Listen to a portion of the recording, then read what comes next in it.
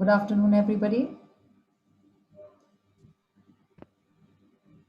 Excellencies, esteemed speakers, moderators, ladies and gentlemen, a warm welcome to the launch of Accelerating Green, a sustainability series by In Diplomacy, supported by the Diplomatic and Consular Corps and sponsored by OLAM International.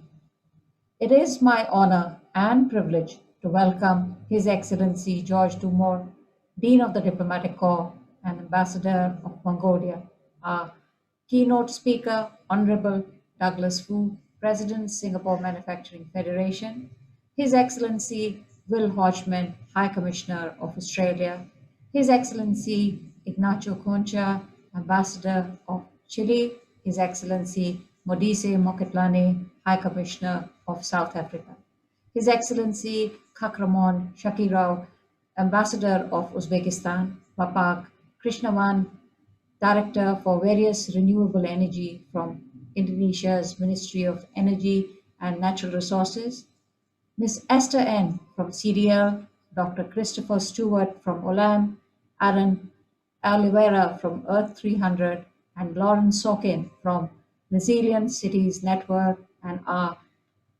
moderators, Johan Berger and Joanne Flynn. My name is Namita Dar. I am the founder of SunMedia Singapore.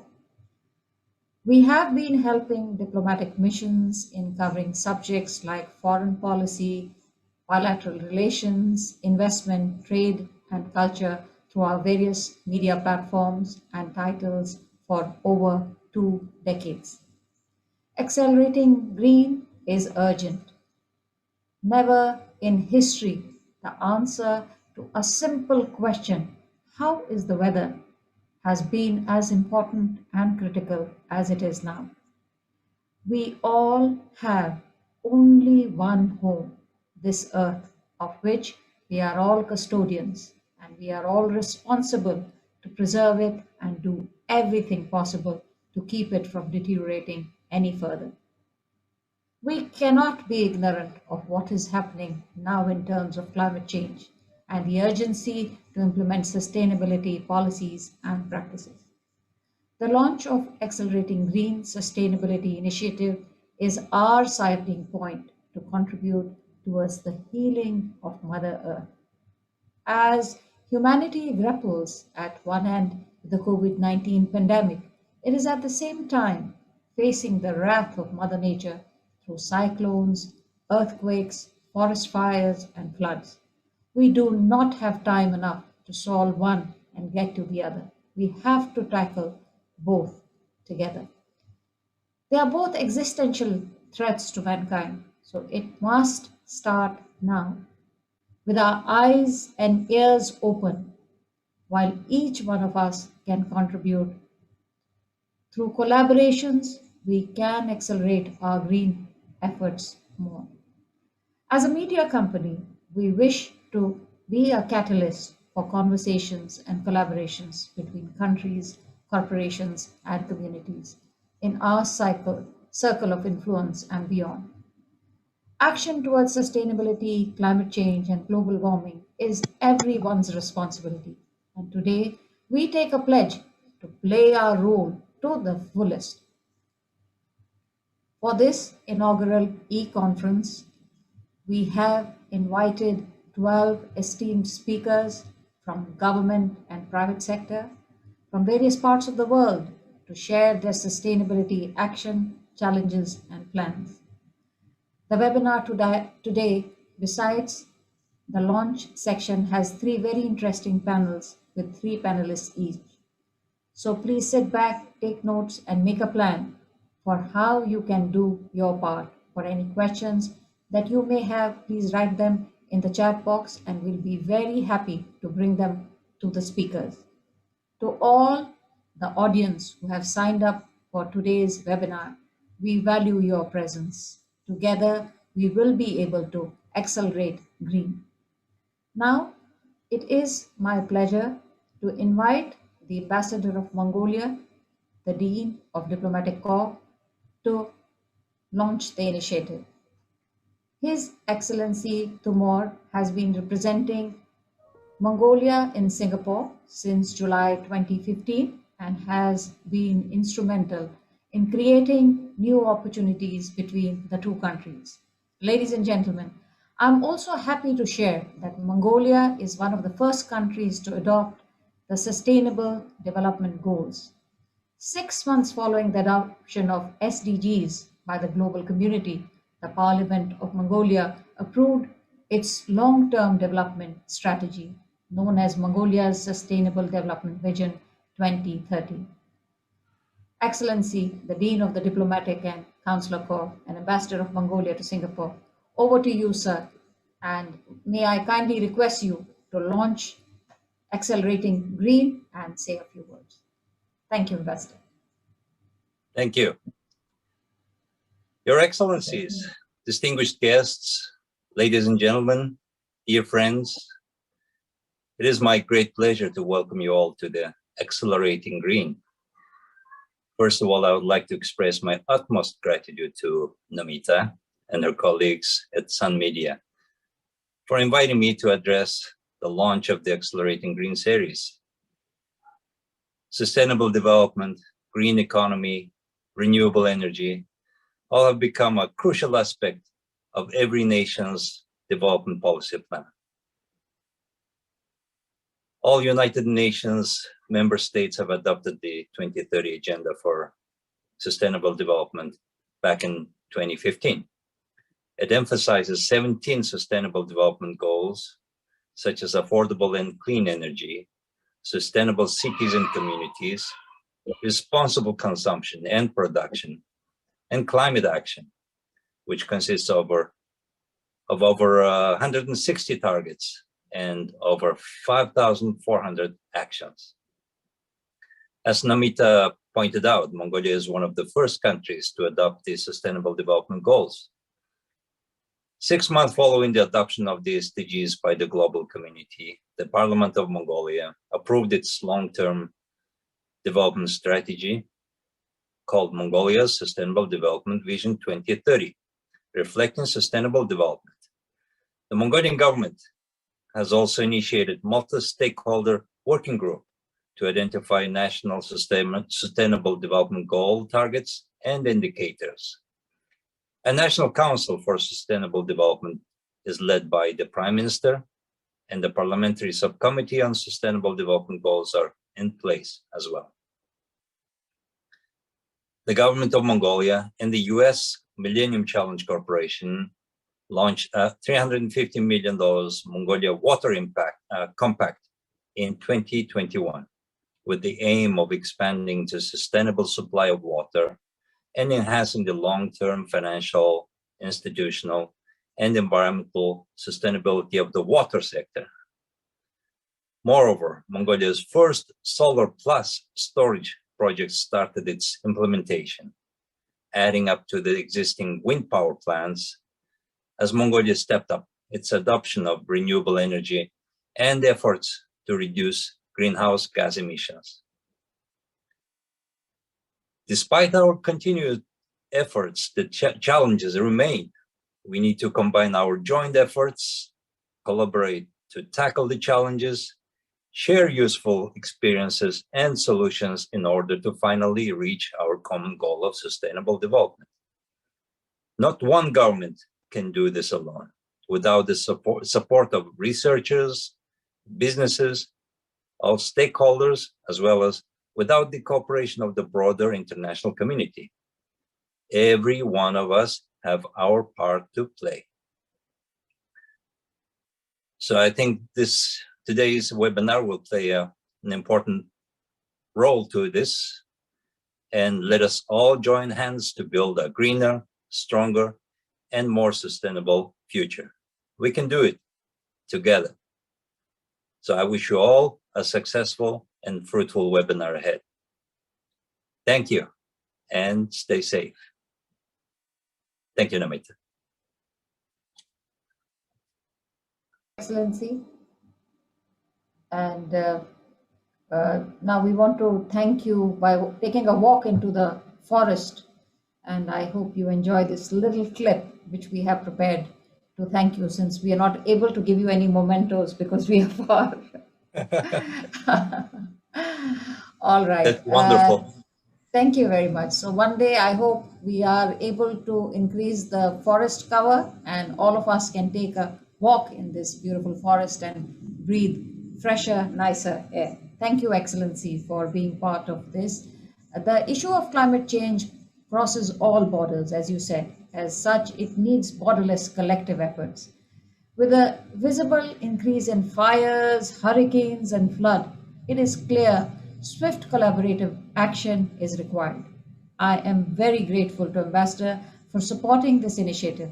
This is first in the series of many more. Now, it is my pleasure to share with you a keynote message from Honorable Douglas Foo, President, Singapore Manufacturing Federation.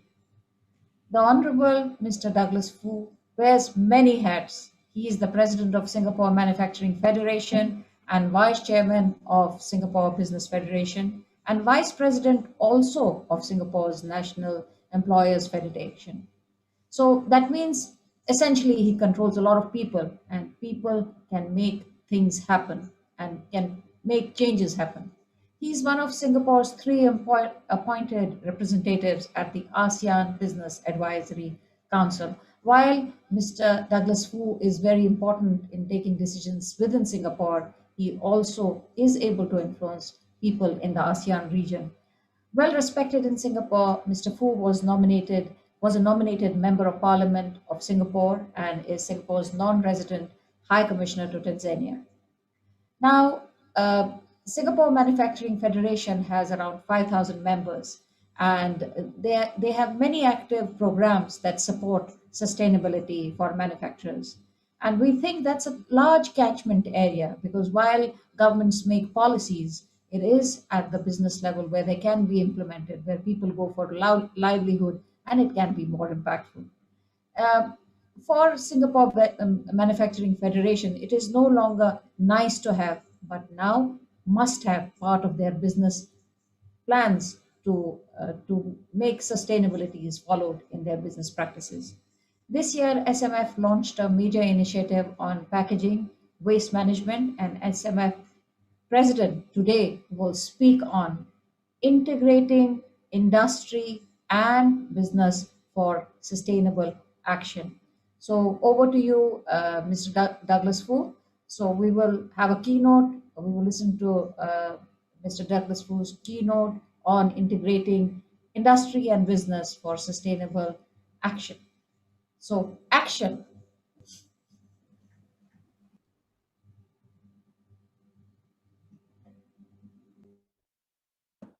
Your Excellencies, Ambassadors, and High Commissioners, esteemed speakers, distinguished guests, ladies and gentlemen, a very good day to all of you.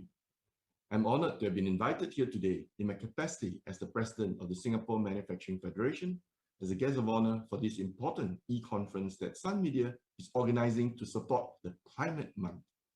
Allow me first and foremost to give you a brief introduction of the Singapore Manufacturing Federation, or SMF for short, for which I'm humbled to be the current president. SMF was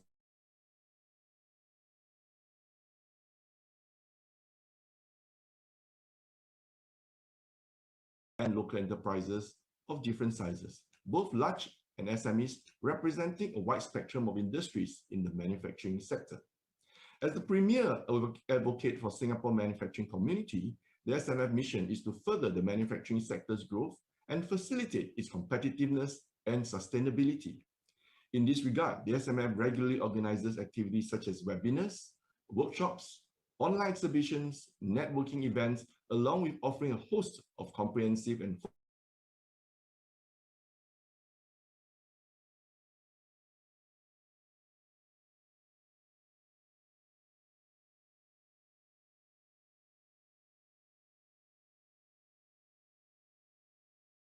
carried out by companies globally so that our members can assimilate these practices into their own operations and enterprise.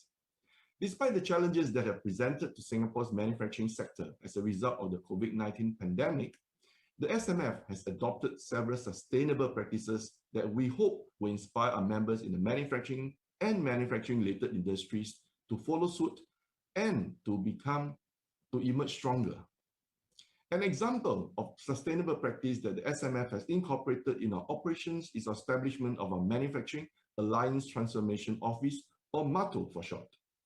MATO is a product of a collaboration between the SMF, Enterprise Singapore, and other trade associations and chambers, or TACs, to come together to drive transformation and innovations in many critical industries of Singapore, including the food sector, precision engineering, electronics, just to name a few. In this collaboration, SMF identifies companies that require assistance to update their technologies and processes and partner with our partnering TACs to recommend solution providers to these companies. These companies can then tap on the available support to implement these solutions, which in turn will increase their output and by extension, increase their company's contributions to Singapore's GDP. This is a circular system, but one that has proven to be effective. SMF itself has taken steps to reduce our carbon footprint by adopting environmentally friendly practices. Additionally, COVID-19 pandemic shown that SMF can continue to function and flourish despite having a sizable portion of our workforce working from home. With this remote working arrangement in place, our workforce remains just as, if not more, productive than ever, whilst reducing Singapore's collective carbon footprint. Before I go further on sustainable practices in manufacturing, permit me to share with you some insights on the Singapore's manufacturing landscape. Singapore, though small, with limited land mass to build industrial plants, has a robust manufacturing sector that contributes about 21%, or about 106 billion Singapore dollars of Singapore's total GDP. Our manufacturing sector is one of the few exceptions, together with Japan, Korea, Germany, that has maintained for growing the sector to contribute around 1/5 of our country's GDP.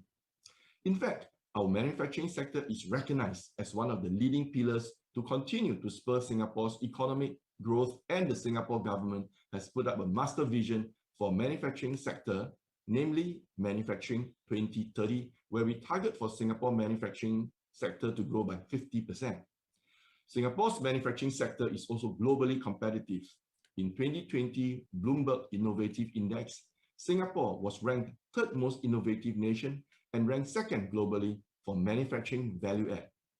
Singapore also ranked as the fourth largest exporter of high technology products in the world, according to the World Bank Open Data for High Technology Exports. Against the backdrop of the COVID-19 pandemic, Singapore's manufacturing sector has remained surprisingly resilient and continues to report positive growth, with manufacturing output increasing by 7.3% last year. In fact, in a recent monthly manufacturing performance report, all the clusters, namely precision engineering, transport, biomedical manufacturing, general manufacturing, chemicals, and electronics, have recorded an output growth. By simply looking at the performance indicators, one would not be remiss to think that adopting sustainable practices in the present circumstance will only add to the issues that all businesses are struggling to deal with. However, I must caution that such a mindset may prove to be detrimental in the long run. Increasingly, we can see more stakeholders, including governments around the world, investors, and consumers, that are placing greater emphasis on sustainability. Bearing that in mind, SMF has been actively advocating to our members to develop and adopt sustainable practices. I'm proud to say that SMF was one of the pioneers in Singapore to quickly adopt the United Nations 17 Sustainable Development Goals as soon as they were passed by the United Nations. We are continuing our good work, and we are regularly carrying out programs and initiatives to understand the impact that the concept of sustainability has on our manufacturing industry. In fact, we have held several roundtable discussions on environment, social, and governance, ESG, with our member companies this year to brainstorm on this important subject. SMF has also recently created a Telegram channel in which our members who have adopted sustainable practices in their business or who are keen to find out more can come together to learn from one another. This is a prime example of how the industry is helping itself. I should also add that the SMF uses this platform to communicate to our members the latest developments and news about the sustainability movement. As I mentioned earlier, stakeholders are becoming increasingly concerned with sustainability, and the Singapore government has taken note of this concern.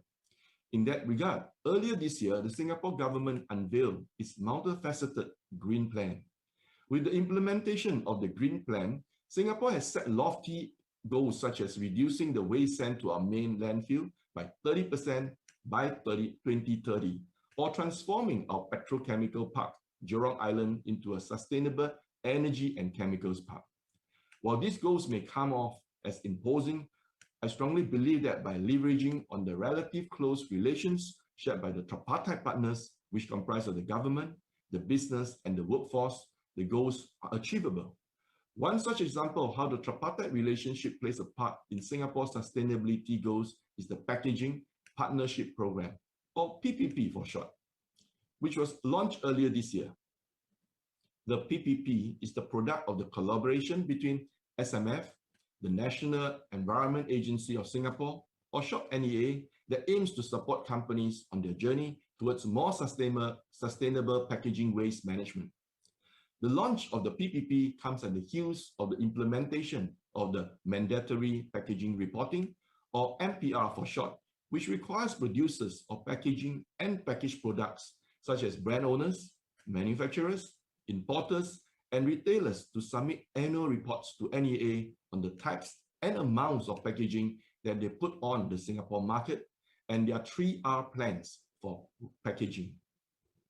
To do that, we regularly organize events for participants to educate them on the requirements of the MPR, as well as guide them on how their companies can adhere to these requirements.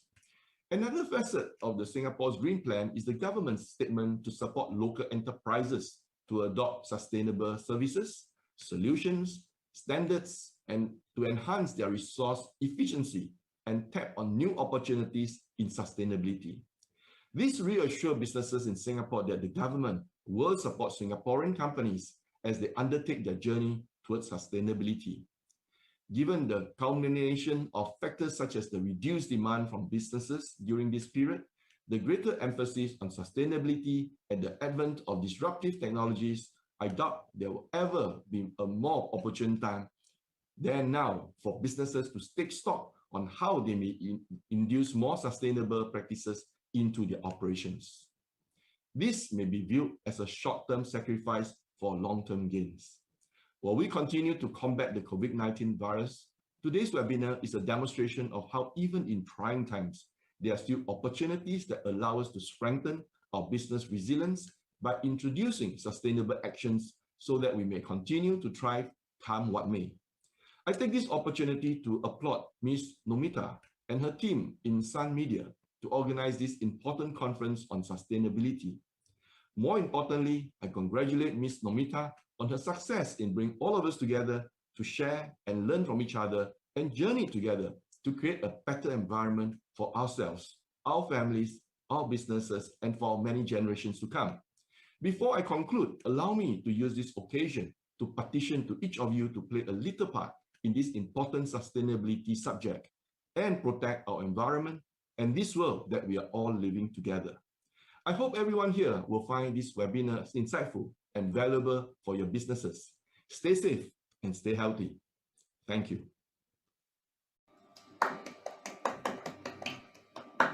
Thanks, Mr. Fu, for that very informative keynote. I'm certain Singapore's Green Plan can be a great model, an example to follow. And I agree with you in totality. Now is the most opportune period for businesses to take stock on how they can induce more sustainable practices. Sharing with each other is a step forward towards accelerating green. Thanks for your encouragement and support as usual, always supporting SunMedia. We value your partnership, a heartfelt gratitude from all of us at SunMedia. Mr. Fu, we are very proud of the kind of work you are doing at SMF, and with collaborations with foreign missions we work with, we are sure there can be more business for Singapore companies and more knowing on the other side. Thank you very much. Ladies and gentlemen, after listening to Mr. Douglas Fu, now it is my honor to introduce my very special moderators, Mr. Johann Berger and Ms. Joanne Flynn. Mr. Johann Berger joins us from Abu Dhabi. He is with the UAE University and he's the Business Development Manager for Executive Education. Prior to this, he was a senior lecturer at Nanyang Business School in Singapore. Johan is an Africa specialist and a regular at Singapore's conference circles. A very warm welcome. We are very happy to have you with us, moderate the panels, and help us start accelerating green at where we are. Thank you, Namita. Now, it is my greatest pleasure to introduce my very charming, very accomplished friend and mentor, Joanne Flynn. She is the strategic sustainability specialist.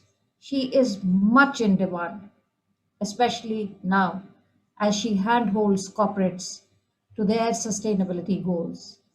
And with her, part of their projects, they deliver big business results. Originally from Tasmania, Australia, she has lived in Singapore for over 20 years. And thank you, Joanne, for being part of Accelerating Green. And we hope to do a lot of work with you.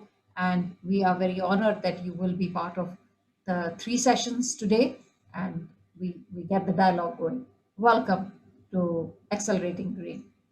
Thank you. I'm honored to be here with a very, very esteemed and magnificent company that we have today and being part of this launch. Thank you. Thank you very much. Now it's the time for us to go to the first session. And we have 3 speakers in the first session, and both the moderators,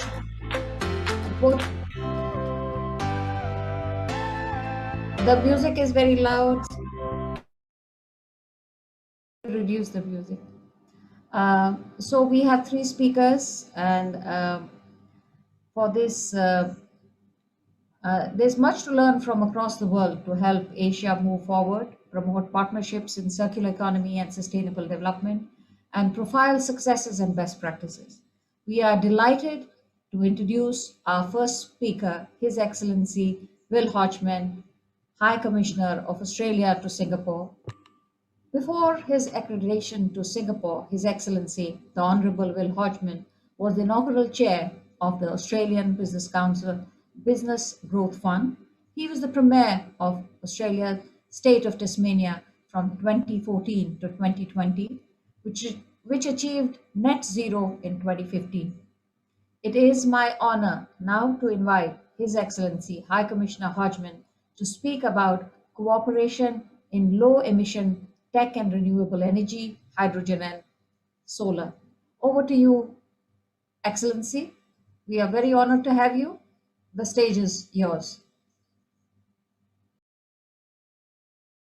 Could unmute yourself, please. Thank you. To the Dean of the Diplomatic Corps and to other distinguished participants in today's forum, and to you, Namita, and to Diplomacy, thank you very much for the opportunity to participate in this important forum addressing an issue as critical as any, and that includes, as the globe battles a pandemic. Climate change too is a global emergency. And I will take a moment, and not to ingratiate myself with the esteemed moderator, Joanne Flynn, but to extend to her also a belated hello after some years apart, to open my contribution today with a little background, having come to Singapore just on 6 months ago from Tasmania, Australia's island state, where I served as Premier for 6 years. And Tasmania is also Australia's renewable energy battery. It has only around 1% of Australia's total land mass, but collects around 13% of its total water. And much of that is stored in 5 of Australia's largest dams for fresh drinking water, but also to generate carbon-free hydropower. And Tasmania also has the cleanest air for any populated place on the planet. And that powers an extensive network of wind farms that form a large component of Tasmania's renewable energy supply. And together, they provide enough renewable energy to not only meet Tasmania's needs, but also provide surplus energy into Australia's national electricity market. And we do so, or Tasmania does so, via an undersea power cable, which coincidentally is owned by Singapore's Keppel Infrastructure Trust. And in combination, Tasmania has recently become 100% self-sufficient in renewable energy. It's one of the few places in the world with that exceptional status. And as Namita said in my introduction, during my term as Premier, Tasmania also achieved another momentous milestone when in 2018 we became the first jurisdiction in Australia, and again one of few in the world, to achieve zero net emissions. And this target was achieved 30 years ahead of schedule. And while I acknowledge, and it is true, that Tasmania does hold sizable natural competitive advantages to utilise renewable energy, it has needed a massive investment over many years to capitalise on it. And in order to achieve our sustainability goals in government, we also needed an action plan with practical measures from households right through to major industry to help bring emissions down. So we developed a 5-year action plan that was really a whole of community effort, including government, industry, R&D, institutions, all to understand climate change, to advance renewable energy, to build climate resilience, and to support community action. And it was all backed, I should say, with a significant financial commitment. And under this plan, Tasmania has the lowest per capita greenhouse gas emissions in Australia, and our greenhouse gas emissions have in fact declined by 95% from 1990 levels. And our emissions per capita are well below the global average. And in fact, for the last 6 years in a row, we have met our emissions reduction target, which is legislated, it's enshrined in legislation at net zero. And now the Tasmanian and Australian governments are working together on plans for a second interconnector cable and new pumped hydro storage schemes to unlock further massive potential in renewable energy in Tasmania in areas including hydrogen, ocean wave and biomass. So, very proudly so, although Tasmania is Australia's smallest state, it offers a large blueprint for what other places across the globe might do in developing renewable energy and addressing climate change. And while Tasmania is indeed the standout state, insofar as renewable energy is concerned at least, Australia's national effort to reduce emissions and invest in renewables is also impressive. Australia has reduced emissions by 19% since 2005, and we're on track to meet and beat our 2030 target. Australia is building and investing in renewables at record levels, with the highest uptake in the world in household solar, and it's projected that around half of our national electricity supply will come from renewables by just 2025. And this is a massive uplift in Australia, largely driven by advancing practical, commercially viable, low emissions technologies, including in hydrogen, green steel and long duration battery storage, and also by accelerating their development and uptake, not only in Australia, but in countries including in our region. And we're working with many, including in Singapore, where on this agenda, like so many others, we have much in common, much to collaborate on and much to contribute. Indeed, last year, Australia and Singapore entered a new MOU to advance cooperation, to share expertise and to reduce emissions in priority areas of hydrogen, carbon capture, use and storage, renewable energy trade, measurement and verification of emissions reporting. And following this, our Prime Ministers at their recent in-person annual leaders meeting here in Singapore, they launched a new $30 million partnership to accelerate the deployment of low emissions fuels and technologies and to trial the use of clean hydrogen and ammonia in port operations and to explore the potential for hydrogen in the maritime sector. So simply, hydrogen that Australia could produce and export for use in one of the world's biggest and most important shipping hubs, Singapore. The Prime Ministers also discussed an ambitious major project called the Sun Cable Power Link, which plans to build a massive solar farm and battery storage facility in Australia's Northern Territory to export renewable power via a 3,800 kilometre undersea cable to Singapore by 2027. Now, this is an ambitious project, but the proponents and government officials here and in Australia are in regular discussions to collaborate and undertake feasibility and due diligence assessments.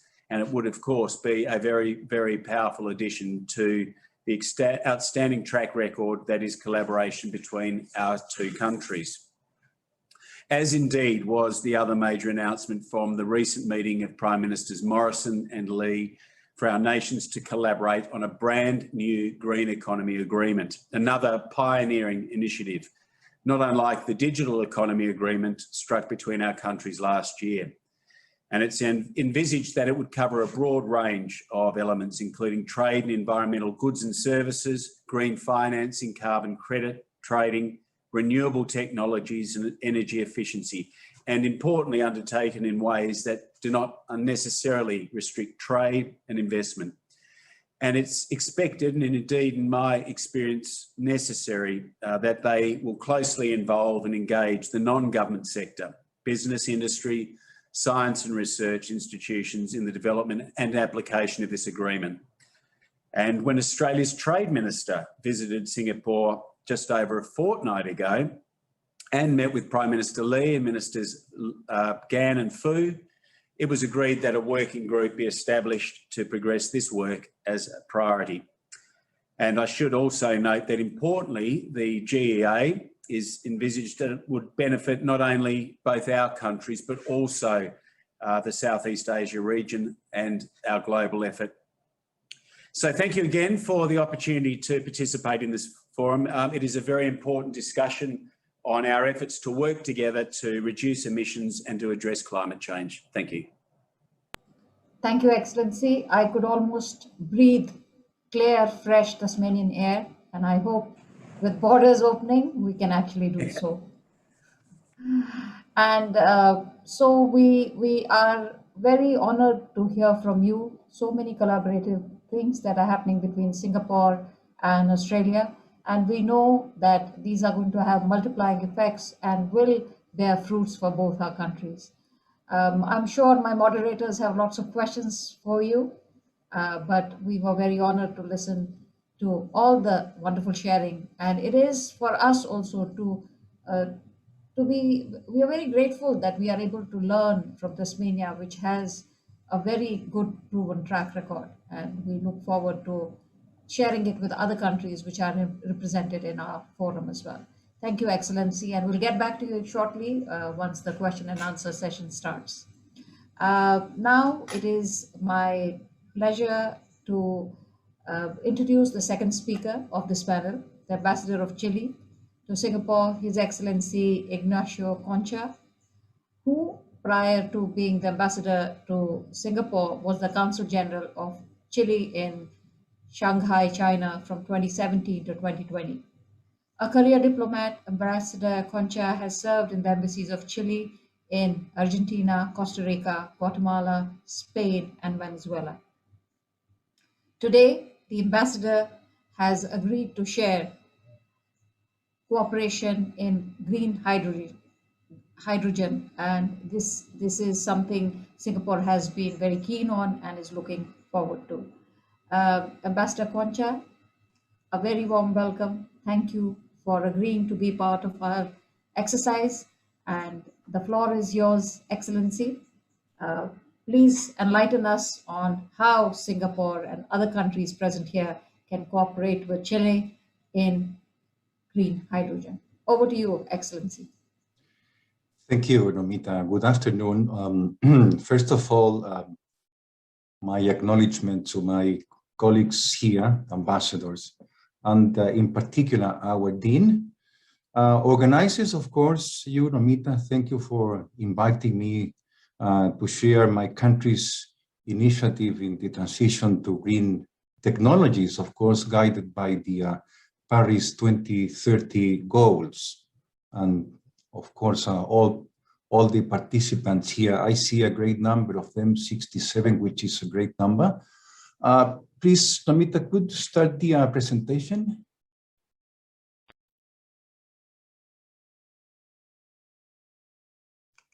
Wonderful. So a clean energy revolution is taking place across the world. We heard the Australian ambassador, so we're in the same path, underscored by the steady expansion of the renewable energy sector and the global warming. When witnessing floods that have hit several countries in the past day, it is even more imperative than ever to address this global challenge in a coordinated and collaborative way. The world needs urgent and unprecedented systemic changes to cut emissions in half by 2030 and reach net zero emissions by 2050 at the latest, if governments really aspire to achieve the Paris Agreement 2030 target. But beyond these imperatives, this green revolution represents a major endeavor and as well as immense economic for countries that manufacture, export, and trade with clean energies.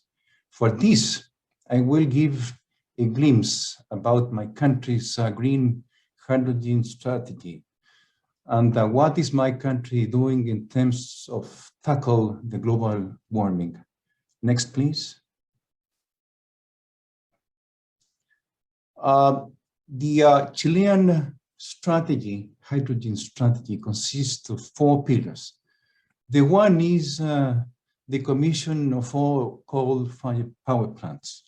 One of the axes of the plan is the phasing out of all coal-fired power plants by 2040. However, and given the rapid entry into service of new solar and thermosolar plants, it is expected by December of this year, a second batch of 8 plants will be closed and another 18 by 2025.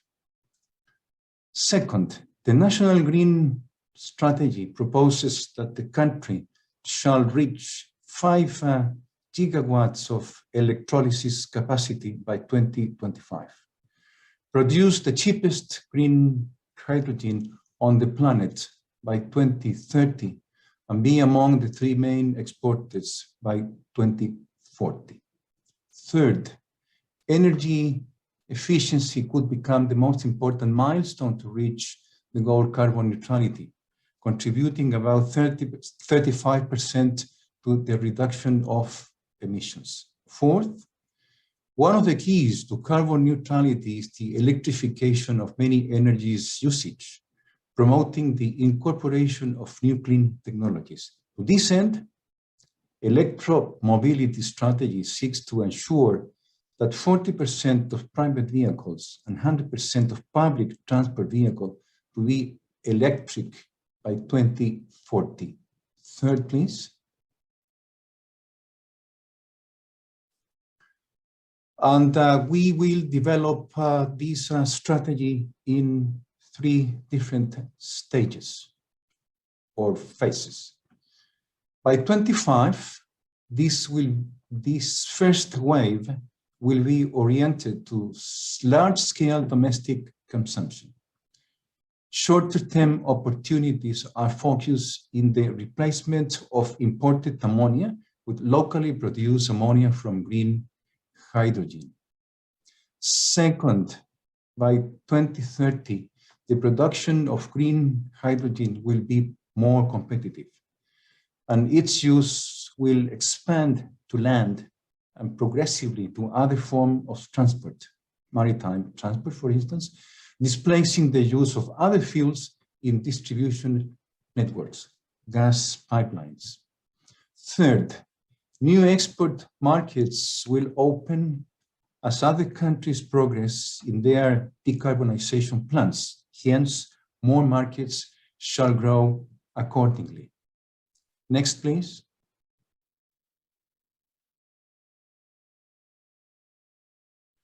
So this abundant renewable energy faces us and our partners with the challenge and the opportunity to become the lowest cost producer of green hydrogen on Earth. Our national green hydrogen strategy is aimed at turning this promise into reality. Next, please.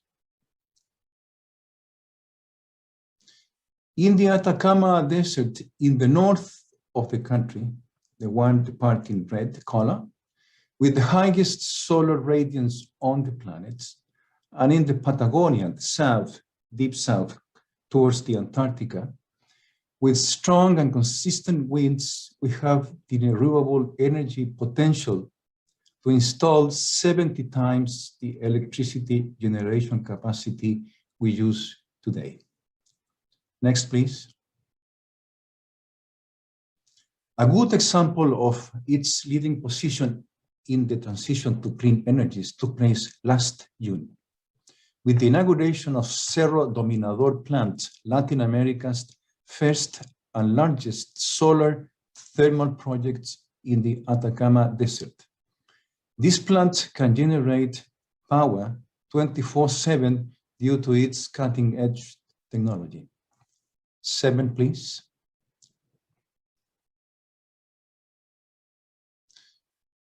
Okay,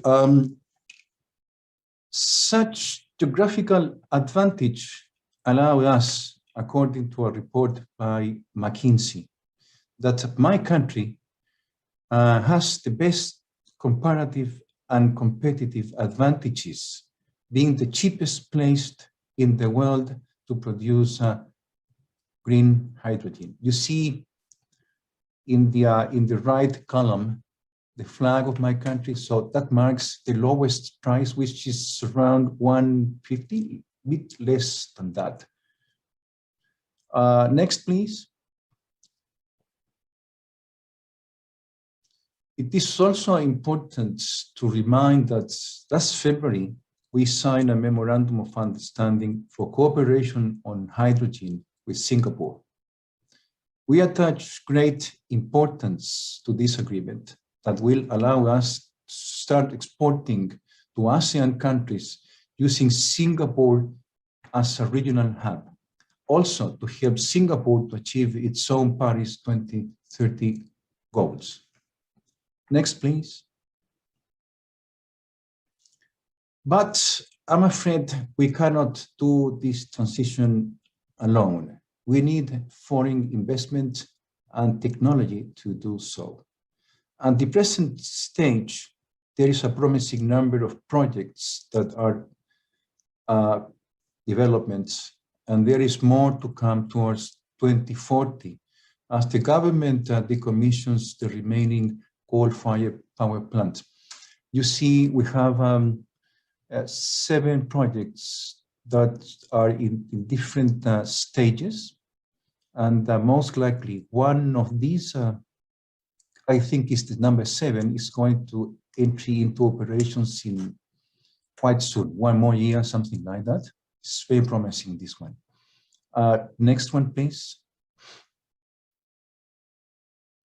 So, in short, this is what we expect to happen in the next year. From attracting new investment, start producing clean energies and become one of the largest producers of green hydrogen in the planet. So the magic number here is 2030, bit towards 2035, but the goal is getting 2030 being one of the leaders producer of green hydrogen in the world. Next one, please.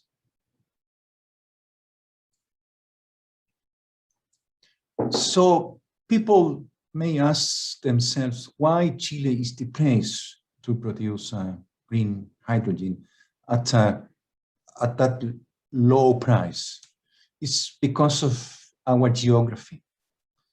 With its long extension and diverse climate, starting from north, desert in the north and very cold climate and windy in the south, all of this allows that. The north it has the strongest solar radiation on planets, which is true. And while in the extreme south Patagonia, strong and constant wind are generated. People who have visited a city named Punta Arenas, they remember the strong gusts of wind. Normally it's around 100 and 120 kilometers per hour. So there's an enormous reserve of energy in the Patagonia. Next, please. And of course, this transition into new and clean energies and being super efficient in hydrogen poses a challenge for a country like Chile, and because it's so remote and so far away from country's market that we have to overcome the, and I quote the name of a book, The Tyranny of Distance. So its economic success will depend on the delivery cost versus homegrown green hydrogen in these particular markets, say Europe, Japan, Korea. But experts estimates that the cost of production will be so low that it will significantly offset the relative disadvantage of distance from the major purchasing markets. Also, Chile shall produce and export goods using zero carbon fuels, certifying our exports for end users as a truly green and environment friendly. It's a huge challenge. It will also enable us to export renewable energy to the world in the form of green liquid hydrogen, green ammonia, and clean synthetic fuels. So because of this, Chile has pledged itself to use its renewable advantage to phase out our coal-fired power plants by 2040 and be carbon neutral by 2050. Next, please. And finally, thank you very much for your attention. And again, Nomita, for inviting me to this super interesting webinar. Thank you, Excellency. Thanks for that wonderful sharing. It's been my dream to visit Chile, and I think as soon as everything opens up, I'm going there to explore green hydrogen like many of the others at the forum must be thinking. So we are all set to pack our bags and enjoy Chile and at the same time explore sustainability for a better world. Thank you, Excellency, for giving us an insight into what your plans are and what to expect. Please stay on as my moderators are cooking some very nice questions for you. And in the meanwhile, I will introduce our third and final speaker of this panel representing Indonesia, Bapak Krishnawan, Director, Various Renewable Energy, Ministry of Energy and Mineral Resources. Welcome, Bapak. As you know, Bapak, SunMedia has been producing 2 publications dedicated to Indonesia. One of the titles is Opportunity Indonesia, and the other one is IndoConnect. And we have been bringing out these magazines for over 20 years. We know for sure the opportunity in Indonesia in every space, and especially sustainability, is enormous. Although COVID-19 has been imposing many challenges to Indonesia currently, we know Indonesia is resilient, and we know that you will emerge stronger. We at Singapore are with you at this hour. Baba. As Thank, Southeast Asia, sir, as Southeast Asia's largest economy, Indonesia's implementation of sustainability is very critical, not just to Indonesia, but to all of Southeast Asia. Pak Krishnavan will speak about Indonesia's commitment to meet the United Nations 21st Conference of the Parties in Paris, or commonly known to everyone as COP21. He will share Indonesia's plans to develop more renewable energy resources to meet its ambitious to be a net zero energy nation, as well as address the issues of what will be happening to its coal-fired power plants, as many people are wondering, yes, while they are moving from this to others, what happens to the coal-fired plants during the transition to NZE. Pak Krishnavan, my gratitude for your time, and the floor is yours. Please enlighten us on what is happening in Indonesia on sustainability front. Thank you, Nomita, for encouraged words. Distinguished speakers, participants, ladies and gentlemen. First of all, I would like to extend my gratitude and appreciation to the Expo SG for inviting us the webinar, Accelerating Green Towards Collaboration Action. It is indeed a great honor for me to have the opportunity to deliver a speed and information related to the Indonesian energy transition situation, especially in developing renewable energy. As you may know, Indonesia committed to reduce 29% of its greenhouse gas emission by 2030 by its own effort, and to reduce more emission up to 41% with international support. For the energy sector, we committed to reduce 314 until 398 million tons CO2 emission by 2030. In 2020, Indonesian national determined contribution realization for energy sector has reached 64.4 million ton CO2 emission, with the main contribution are coming from new and renewable energy and followed by the energy efficiency and low carbon fuel. Our current energy system is heavily dominated by fossil fuel, while on the other hand, we have abundant potential of renewable energy. We will transform to the energy system by principles such as availability, accessibility, affordability, sustainability, and competitiveness, so that we will combine the fossil fuel with clean technology using CCT, CCS, or CCUS, and net sink to reduce the emission. While we also push green energy implementation with new renewable energy acceleration through primary energy substitution, biofuel, co-firing, RDF, SEF, fossil energy conversion such as the desalination, adding up new renewable capacity, focusing on solar PV, and increase non-electricity, non-biofuel, new renewable energy such as briquette, biogas, CBG. In addition, electric vehicles, battery, and hydrogen will also support the transitions.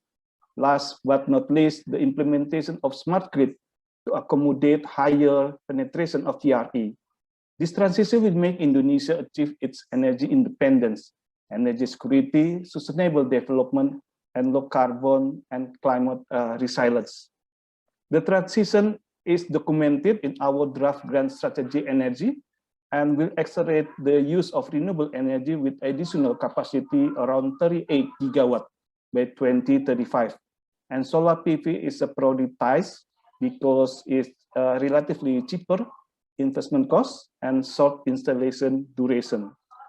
Referring the simulation of long-term planning supply and demand in energy sector, carbon neutral will be achieved in 2060 or sooner with international assistance through several strategies as follow. Massive new and renewable development such as solar, wind, biomass, geothermal, hydro, ocean, nuclear, hydrogen, and also battery energy storage. And then reducing of fossil energy resource utilization through co-firing biomass, retiring age coal-fired power plant, and combined cycle power plant. And then we already decided no new coal-fired power plant, except for it has signed PPA or under construction states.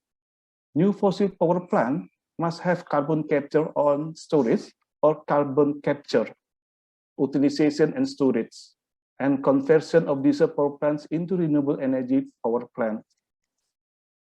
Interconnection of transmission and smart grid electricity development is also one of our strategy. And then increase the use of electric vehicle in 2030 with 2 million of cars and 30 million of motorcycle. Our ambition target in renewable energy development comes along with some difficult challenges. One of major issues for renewable energy development in Indonesia is energy transformation will require large funding, incentive, improvement of support infrastructure, and human resource with high skill and competence.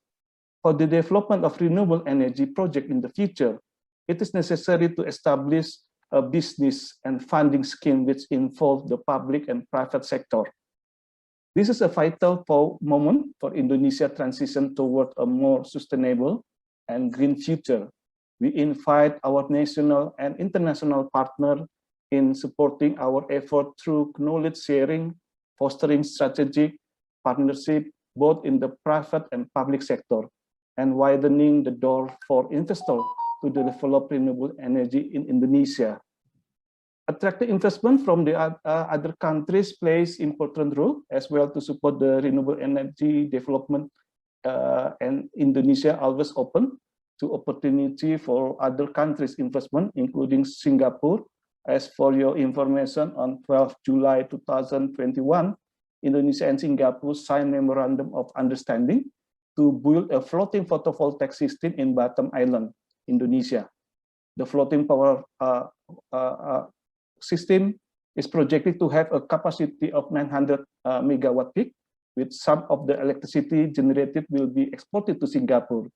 In addition, the others also institution, BP Batam, has also signed an MOU with Sunship Singapore to build 2.2 gigawatt floating power plant in Duriangkang Lake, Batam.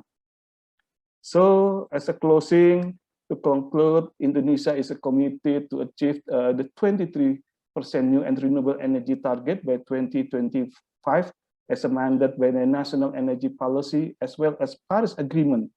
Furthermore, the government will take systematic and massive effort in order to achieve sustainable low carbon development by 2050.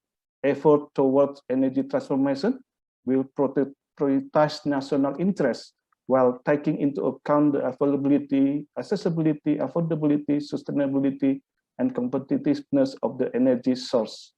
Policy improvement will be the key success factor to enable the acceleration of energy transition, including but not limited to the new renewable energy law that we are now preparing, presidential regulation of renewable energy purchasing by PLN that already drafting and waiting for the sign from the president, and other related implementation policy. I do sincerely hope that this event will be useful in our step in facing various challenges in energy transition issue and net zero emission target. I hope we can strengthen relationship and coordination among relevant stakeholders. Thank you. Thank you, Pak. Very important sharing, and as we speak, there is so much happening between our two countries, and we can build a lot further on it. I was told by Ambassador yesterday that the meeting between the two leaders will be happening in Bintan Batam soon, in the last quarter. So I'm sure that's also going to spill more cooperation between the two countries. Now, without further ado, I'll pass the stage to our moderator, Yuan Lin, and the floor is yours, and the most important segment of this whole conversation. Yuan, over to you. Thank you very much, Nomita. Firstly, I'd like to thank Your Excellencies and Buck for what you've shared, because there's a part of me that looks at the challenge and goes, it is overwhelming. And then when I hear the sorts of things that each of the countries are able to do, I have hope again that things can happen. So it's the first time I've been able to say this. Hi, Commissioner Will Hodgman. Such a hoot, isn't it? And I am so delighted that Tasmania is the one that's showing Australia it is entirely possible, and that it takes commitment and it's doable and it's done. So, you know, get on with it. But it doesn't say it's easy. You know, I know it wasn't easy. And quick tourist plug, because, you know, unofficially, I like to say that, you know, I represent, you know, the Tasmanian business development arm. Do go to Tasmania. The air, you land at the airport and you breathe, and it's something like your lungs open up. It is spectacular. I could say that because I'm a native. So, Will, the tough question for countries like Australia, though, is while we have a pathway, we have a genuine economic challenge of a significant part of our economy tied into fossil fuels. And we have this goal of going green globally. So then they are not necessarily simple to reconcile. So with the EU showing up, say, for example, now of saying countries or products that have a high carbon footprint through their value chain are going to face more challenges in being able to go into markets. You know, concretely, how does a country address, you know, the genuine economic interests of an embedded carbon intensive energy sector with the need to go green? Yeah, there's no doubt that economic imperatives are undeniable and unavoidable, but also, in my view, very much a critical part of the solution and the way forward when it comes to technical capability, reducing cost, and therefore, most importantly, increasing demand and adoption. And if I might, to show that I'm not totally biased to the state we love, use another Australian state as an example, Australia's largest, New South Wales, which very clearly in its national plan, its net zero plan rather, identifies the #1 trend in driving climate change action is the global demand for low emissions products and services. And without wanting to get into how Australia's federation works, needless to say, the national and combined effort is very much also driven by Australian states and territories. So in New South Wales' case, part of their plan is to remove barriers to entry for business looking to innovate, as well as helping businesses themselves, of course, to reduce their impact. The New South Wales government would seek to co-invest with business to financially defray upfront costs, which are often an impediment to the take-up of technology, particularly new technology, such as with the case of electric vehicles, for instance. They want to supply consumers with more information so that they can make their own informed decisions about products and services that are sustainable, and the government itself wants to lead by example by being accountable for doing the same thing. So this is just one example, and each Australian state and territory similarly has the same goals and objectives and its own climate change plans in place. But Australia's national plan is similarly disposed. In fact, for them to drive down the costs of low emissions is very much central to our prospects for success in order to accelerate the deployment of renewables into the future. And in Australia, there has been, as I said, an enormous uptake in renewables in just recent years. And whilst around 50% by 2025 in renewable energy generation is far from the ideal, or indeed our ambition. That's literally a doubling in just recent years of renewable deployment. So what the national government is also importantly doing is investing significantly in R&D, in science, in innovation to increase our technical capabilities as well in a range of areas, most notably hydrogen under a new national hydrogen action plan announced by the government. And the last point I do want to make in terms of what we can do that is concrete in terms of driving down emissions and increasing resilience and also capabilities to recognise that we must do more than just encourage developed countries to take greater action when, of course, it is developing countries that will be the largest producers of CO2 emissions in coming years. So a major focus for the Australian government is also to work very closely and collaboratively with countries in our region to support them to achieve their own climate change resilience and capability and to reduce emissions. And for example, we recently established what is a $2 billion financing fund that's available to countries in the Pacific and Southeast Asia, and it's supporting a solar plant in Papua New Guinea or a hydro power scheme in the Solomon Islands. So this is very real, practical application of expertise and also the financial need for projects of that size in jurisdictions where it's not so easy. So I think there are a number of ways that collectively we can make advancements. It's not dissimilar to the approach that's being taken in New South Wales and indeed was done in my home state where success was achieved. So I think it's a good model to follow. Yeah, it sounds like one of the contributing thank you very much for that, because as you say, you know, Australia's got its own unique trans-governmental system and the federal structure, which is something we know and love. One of the things that struck me with what you said, and I'm going to just lodge it for the broader conversation, then move on to the ambassador from Chile, another country that I want to get to, was the place that you said about regulation, about the commitment in regulation and what that did. I'm just going to note that as a placeholder, because that was something that in Tasmania made a significant difference that you identified. But Ambassador Ignacio, so gorgeous to have you here.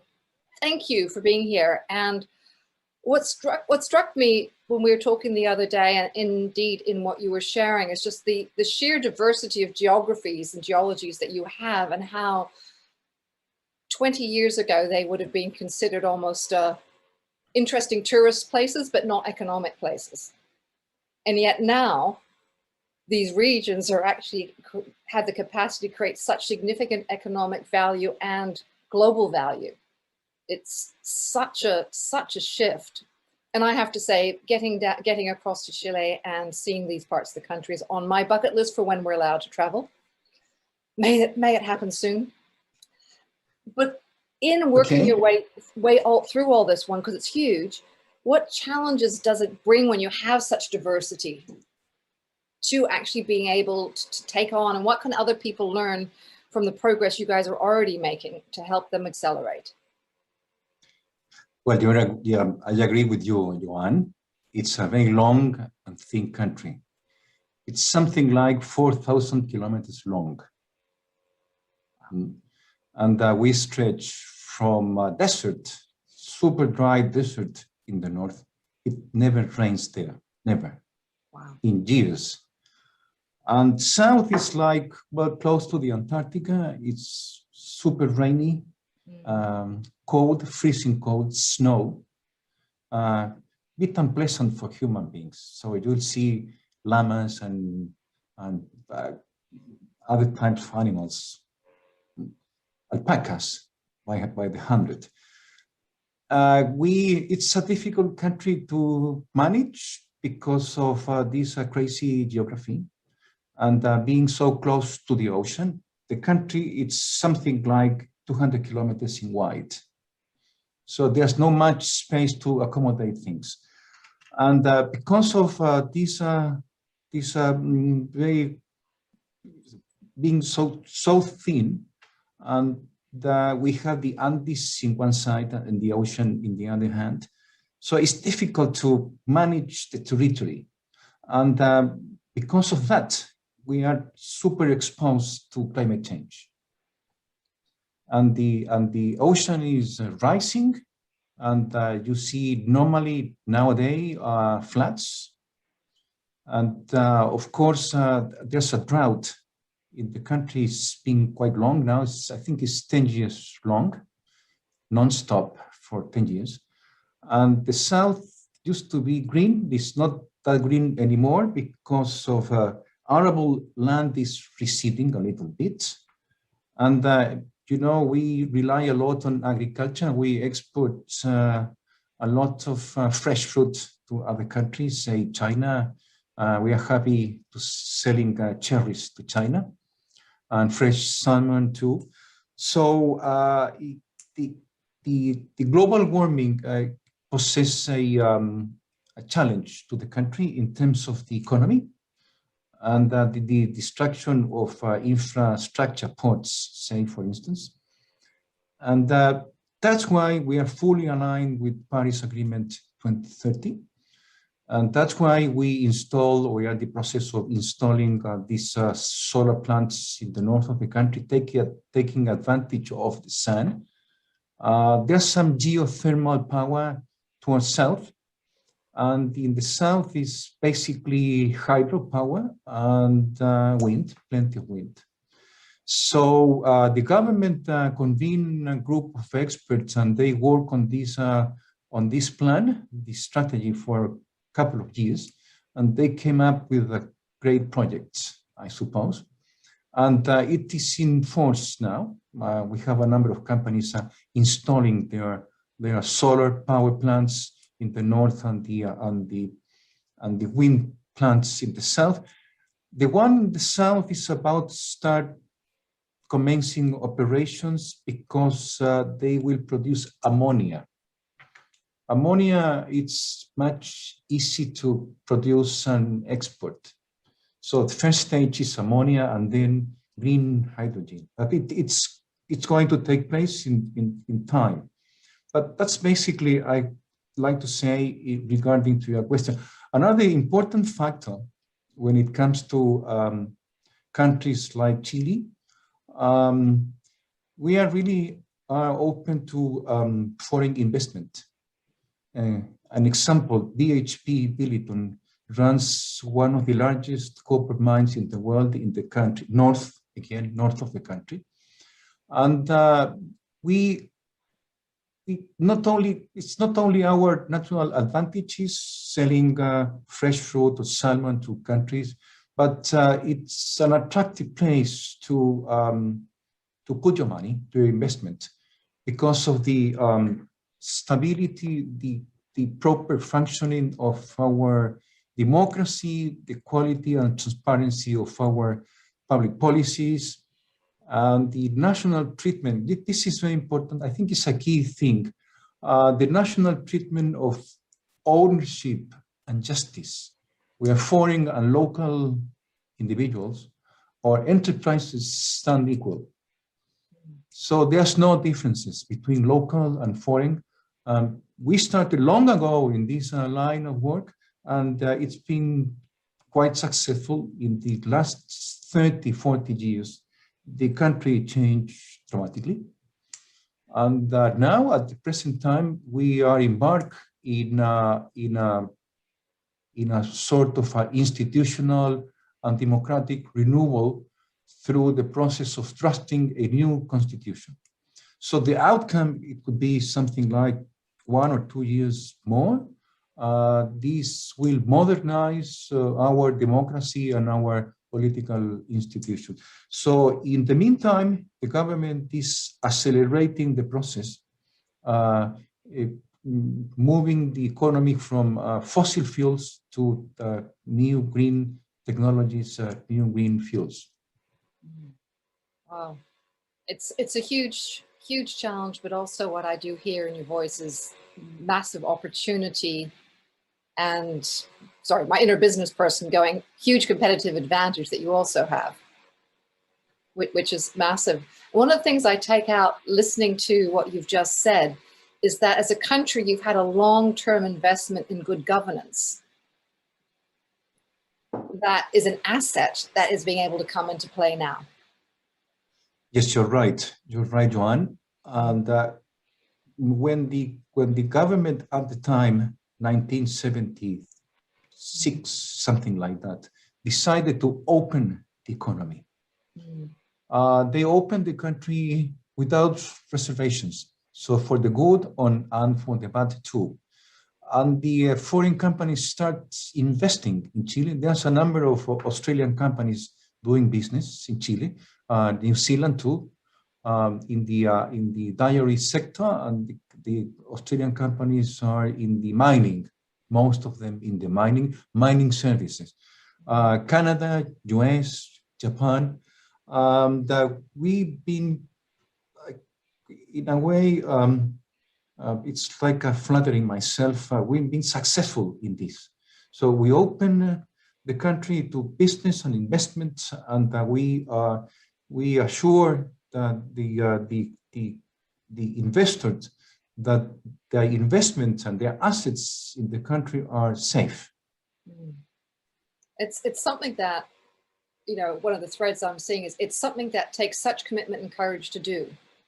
The courage to make this decision, and then the commitment to hold through, because there are challenges to these sorts of things. Yes, yes. You know, Joanne, huge respect for that. That's right. And all of that, Joanne, it's in black and white. We have signed so many free trade agreements with so many different countries, Australia included. So when we signed the free trade agreement with Australia was, I think, most comprehensive than the one we signed with the US. I was Consul General in Melbourne at the time, so I traveled to Canberra to assist the signing of the documents. And I still remember in the speeches, the Minister of Foreign Affairs of both countries talking about this document. So this is not just air. So this network of agreements we have signed with Japan, you name it, many countries, European Union, Canada, US. So in part of the agreements, there's a part related to investments. So it's in writing. So we secure your investment and we put it in writing and we sign it. Wow. And it's a legal document. There's a very interesting thread that's coming through in this conversation. And, you know, thank you very much for sharing it, because it makes a huge, it's the invisible piece that creates the part of creating the powerful change. It's not just the technology itself. It's these other layers that also have such a massive value. You know, and there's a thread that's come through what you shared and also, you know, what Will shared. So what I might do is move across to Indonesia and explore, because again, a country with another set of challenges. This is the one thing right now, isn't it? It's like we can learn from each other, but our solutions are going to have to work through slightly differently, but there's meta practices that can help. It's complex.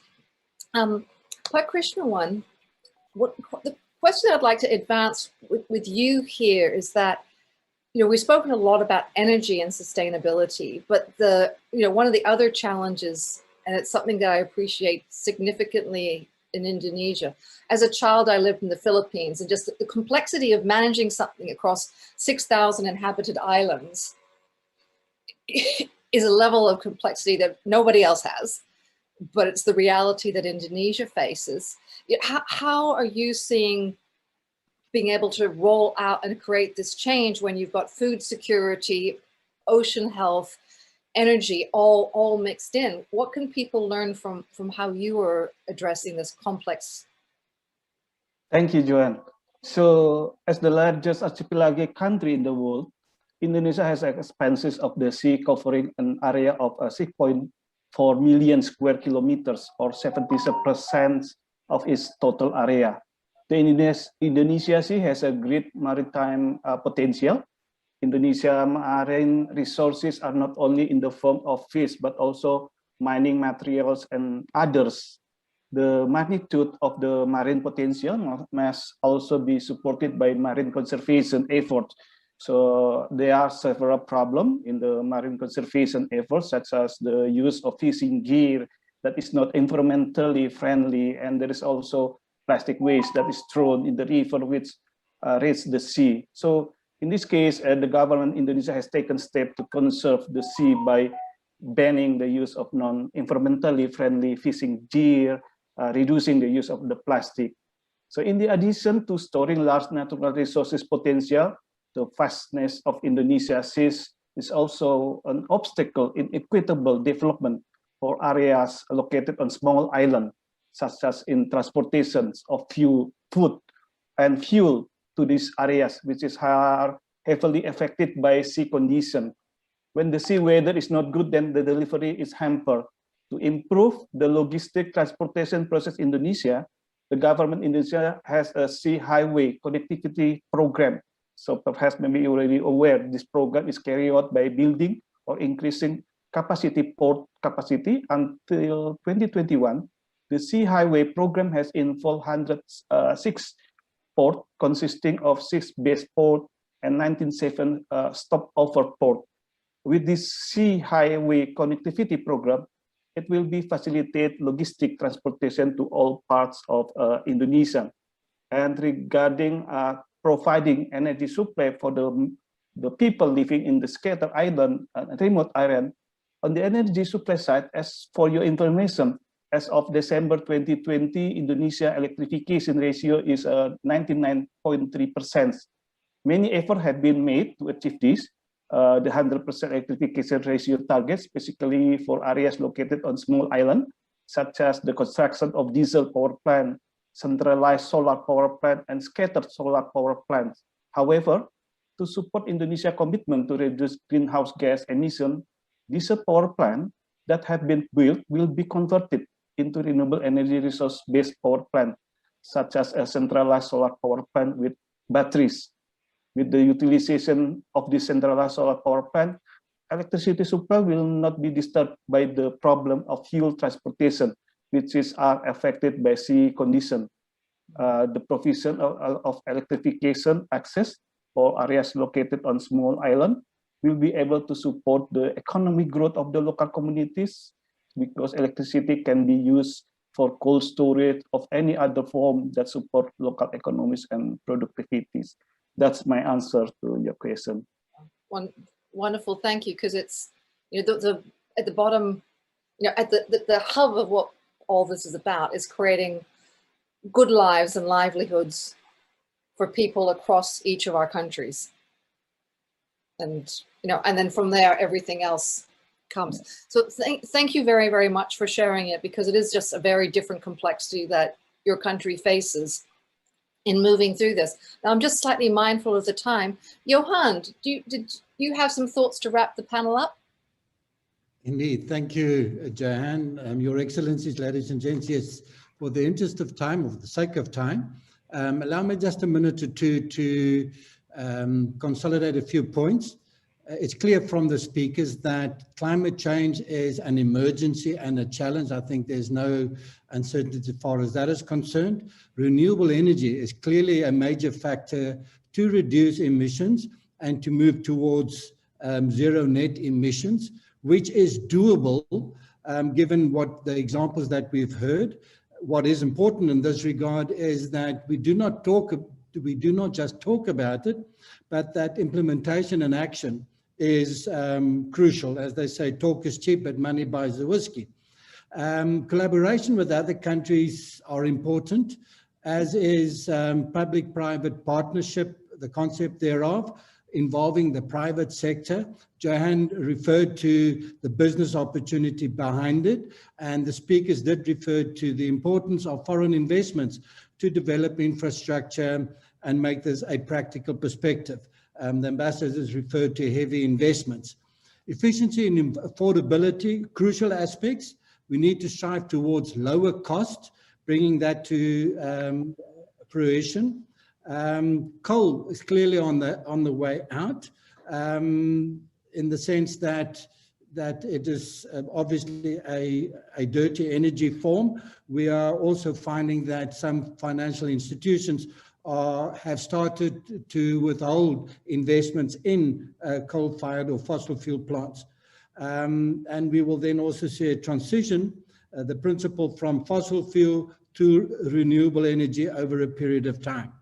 That is in essence the main factor that I've taken out. There's wonderful examples, rich examples that the panel members have mentioned, but I think I will stand with those.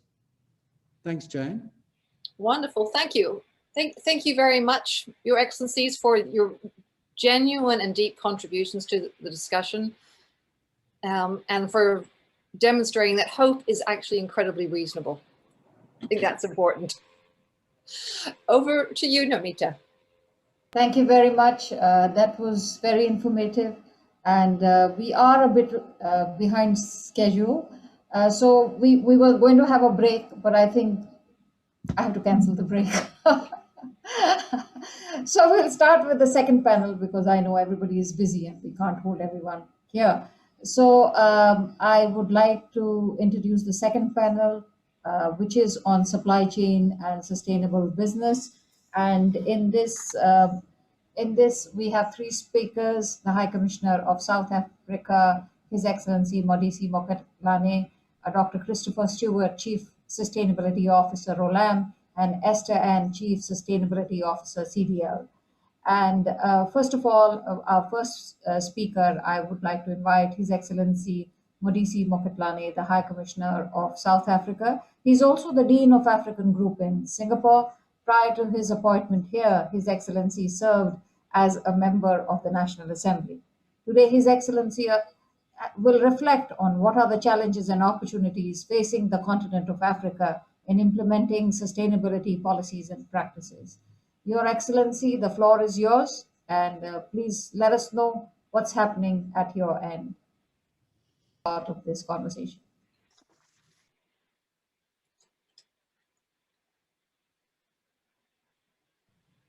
Excellency, sorry, you're still muted.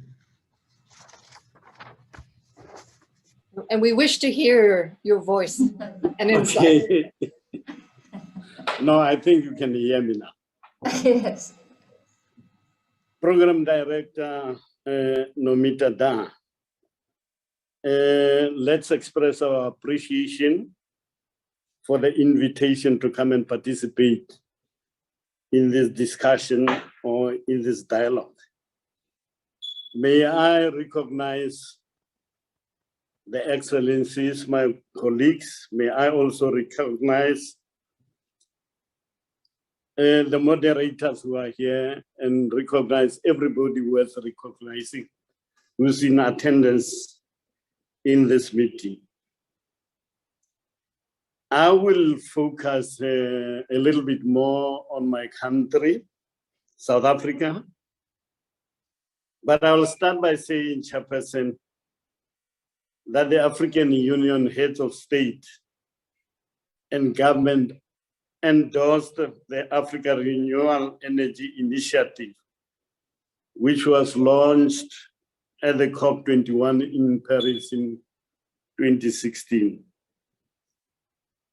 The adoption wanted to achieve two things. One, to help achieve sustainable development, enhanced well-being, and sound economic development by ensuring universal access to sufficient amount of clean, appropriate, and affordable energy. The second was to help African countries leapfrog to renewable energy systems that support their low carbon development strategies whilst enhancing economic and energy security. The Paris Agreement, Agenda 2030, and its linked sustainable development goals rightly set the target of sustainability, substantially increasing the share of renewable energy and doubling the global rate of improvement in energy efficiency by 2030. Meeting this target and successfully implementing the Paris Agreement require all countries to undertake a transition towards green energy. South Africa at this moment relies mostly for its energy needs on coal-fired power plants. This places the country among the world's top carbon emitters and impacts on sustainability and the health of the communities. The country has also struggled to maintain a stable energy supply since the year 2007. Power cuts have actually become a regular feature of our South African life. There is a broad acknowledgement in South Africa about the need to move rapidly towards the energy transition and ensure increased utilization of renewable energy. The focus of the South African government, informed by the dire need of a reliable and secure energy supply, and its responsibility to make its humble contribution to the effort of COP21, has prioritized green energy supply. This will enable the country to tackle the negative growth spiral currently visiting the country. A developmental policy priority is therefore a transition from highly centralized energy production that depends on diminishing reserves of fossil fuels towards decentralized production of renewable and clean energy. As part of the economic recovery plan of the country, President Cyril Ramaphosa announced in October 2020 that 11,800 megawatts of energy would be added to the grid by 2022, with more than half coming from renewable energy. The president said that the implementation of the country's integrated resource plan would be accelerated with increases in the generation of energy via renewable energy, battery storage, and gas technology. Power will be produced from a range of renewable energy sources, including solar power, liquefied natural gas, wind and battery storage solutions, which will partly assist in addressing South Africa's power supply challenges and aid in diversifying its power supply and help to address climate change. The South African National Energy Association recently noted in the South African Energy Risk Report of 2020 that clean energy could aid in South Africa's economic recovery post the pandemic.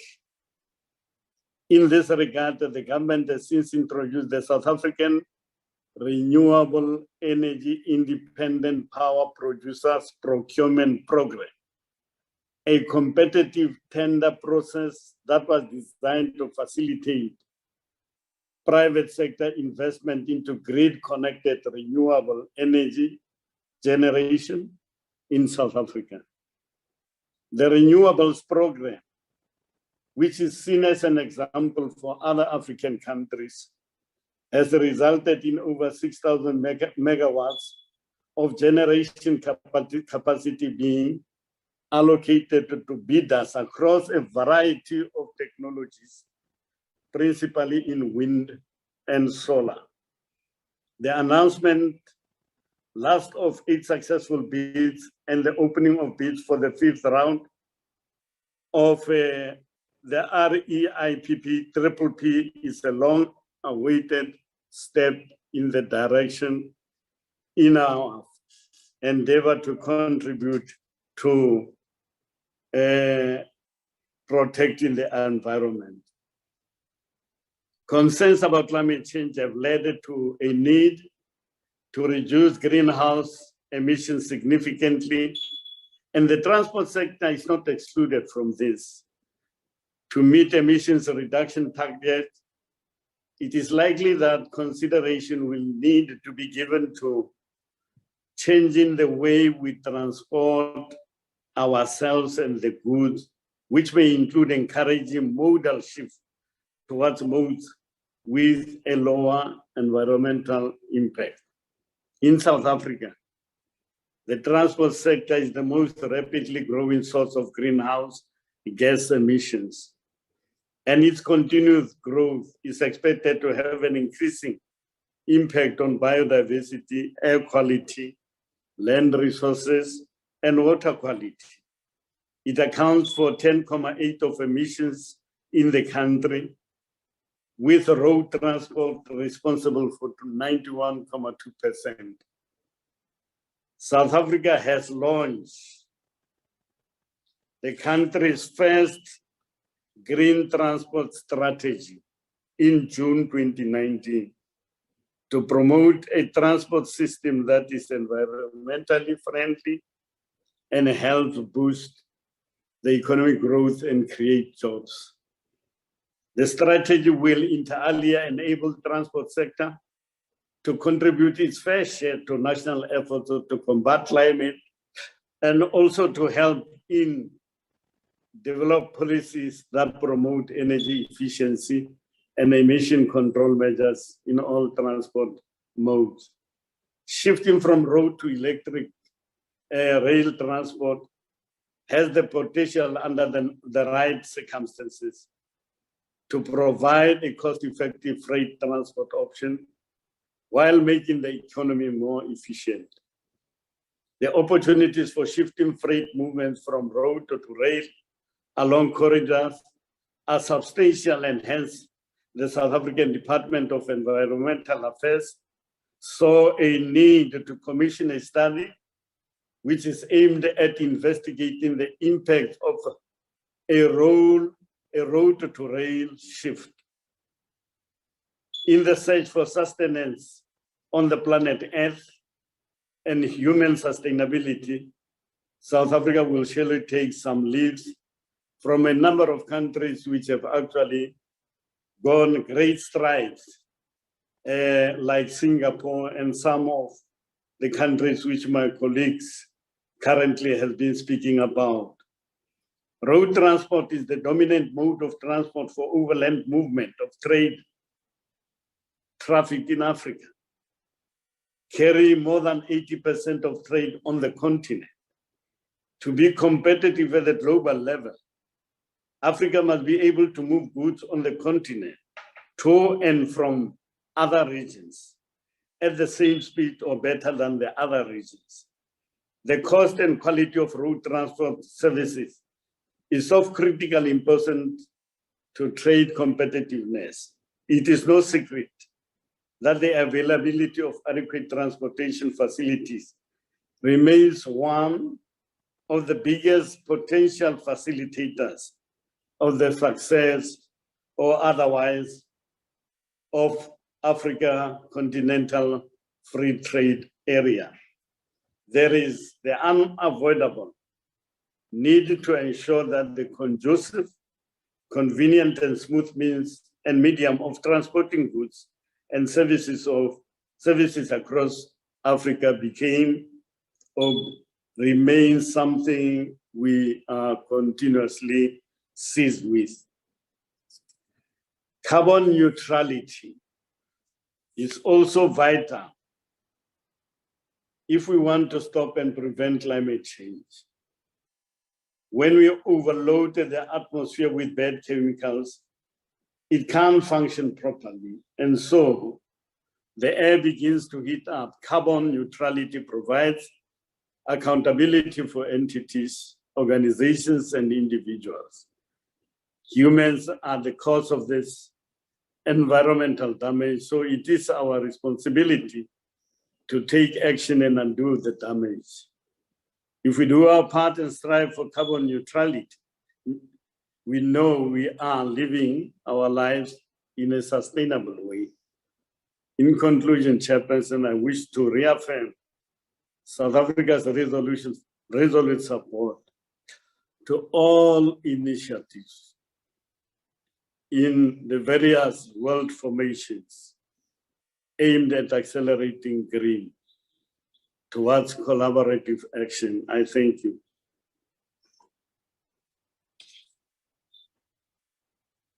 Thank you. Thank you, Excellency. Thank you very much for your valuable sharing. Africa is a continent nobody can ignore. There are so many things that can be done between Asia and Africa, and especially with sustainability in our minds, it is for us to see what are the projects we want to take up together, and we can work together towards accelerating green. Thank you very much for your valuable time. Now, it is my honor to welcome our second speaker for the panel, Dr. Christopher Stewart, who is the Global Head of Corporate Responsibility and Sustainability, Olam International. Olam International is a leading food and agribusiness with customers in over 60 countries, with a sourcing network of an estimated 5 million farmers, the vast majority of which are smallholders in developing countries.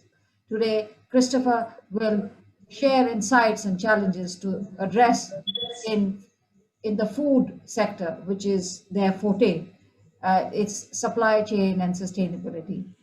Dr. Stewart, a very warm welcome. Thank you for taking our time, and we are all ears to listen to what Olam is doing and how others can learn.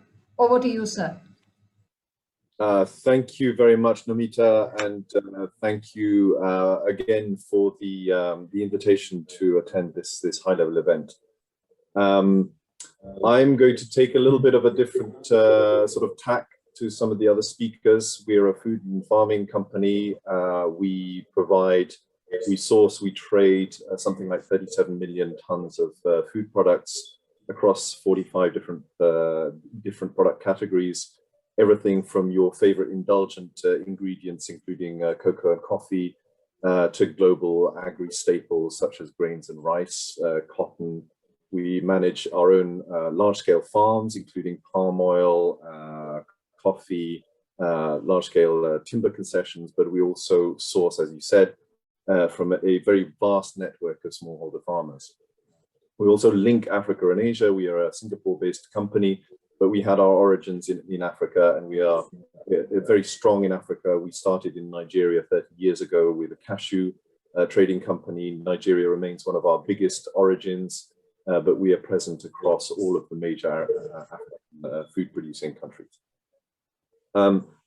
I was asked to talk a little bit about the circular economy in supply chains, and I'm going to start really with what is, the original circular economy, which is the one that nature invented some 400 million years ago, which is soils. So I don't know if you know the word petrichor.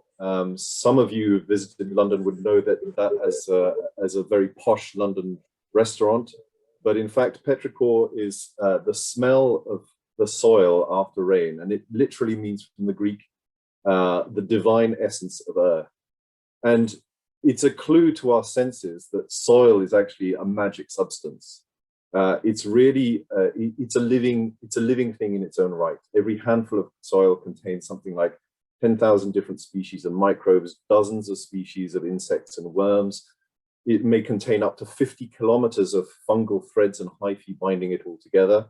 And this collective living organism is the original circular economy. It takes all of the plant matter and leaves and wood and animals and everything that falls onto the soil, and through this magical alchemy of the soil, turns it into fertility, and it recycles everything.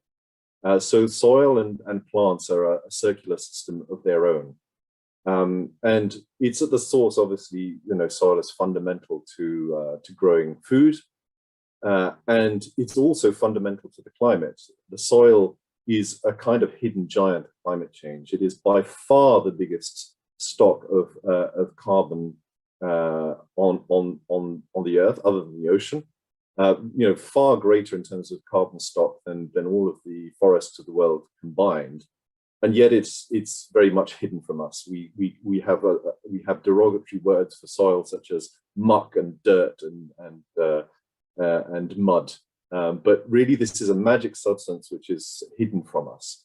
And in order to solve our climate issues, we actually need to learn how to speak the language of soils and to nurture soils and work with the people who depend on soils directly for their livelihoods, which is what Olam does. We work very closely with our networks of farmers, and in many of our products, we're working directly with farmers and farmer groups to help them and support them take care of their soils, to take care of their production, the quality of their product, and therefore of their livelihoods.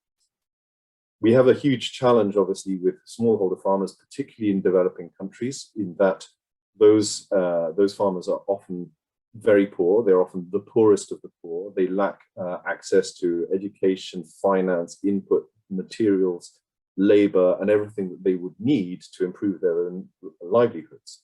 And Olam and many other companies, but speaking for ourselves, we provide direct support for about 770,000 smallholder farmers across many products, and in that capacity, so we provide good agricultural practice training.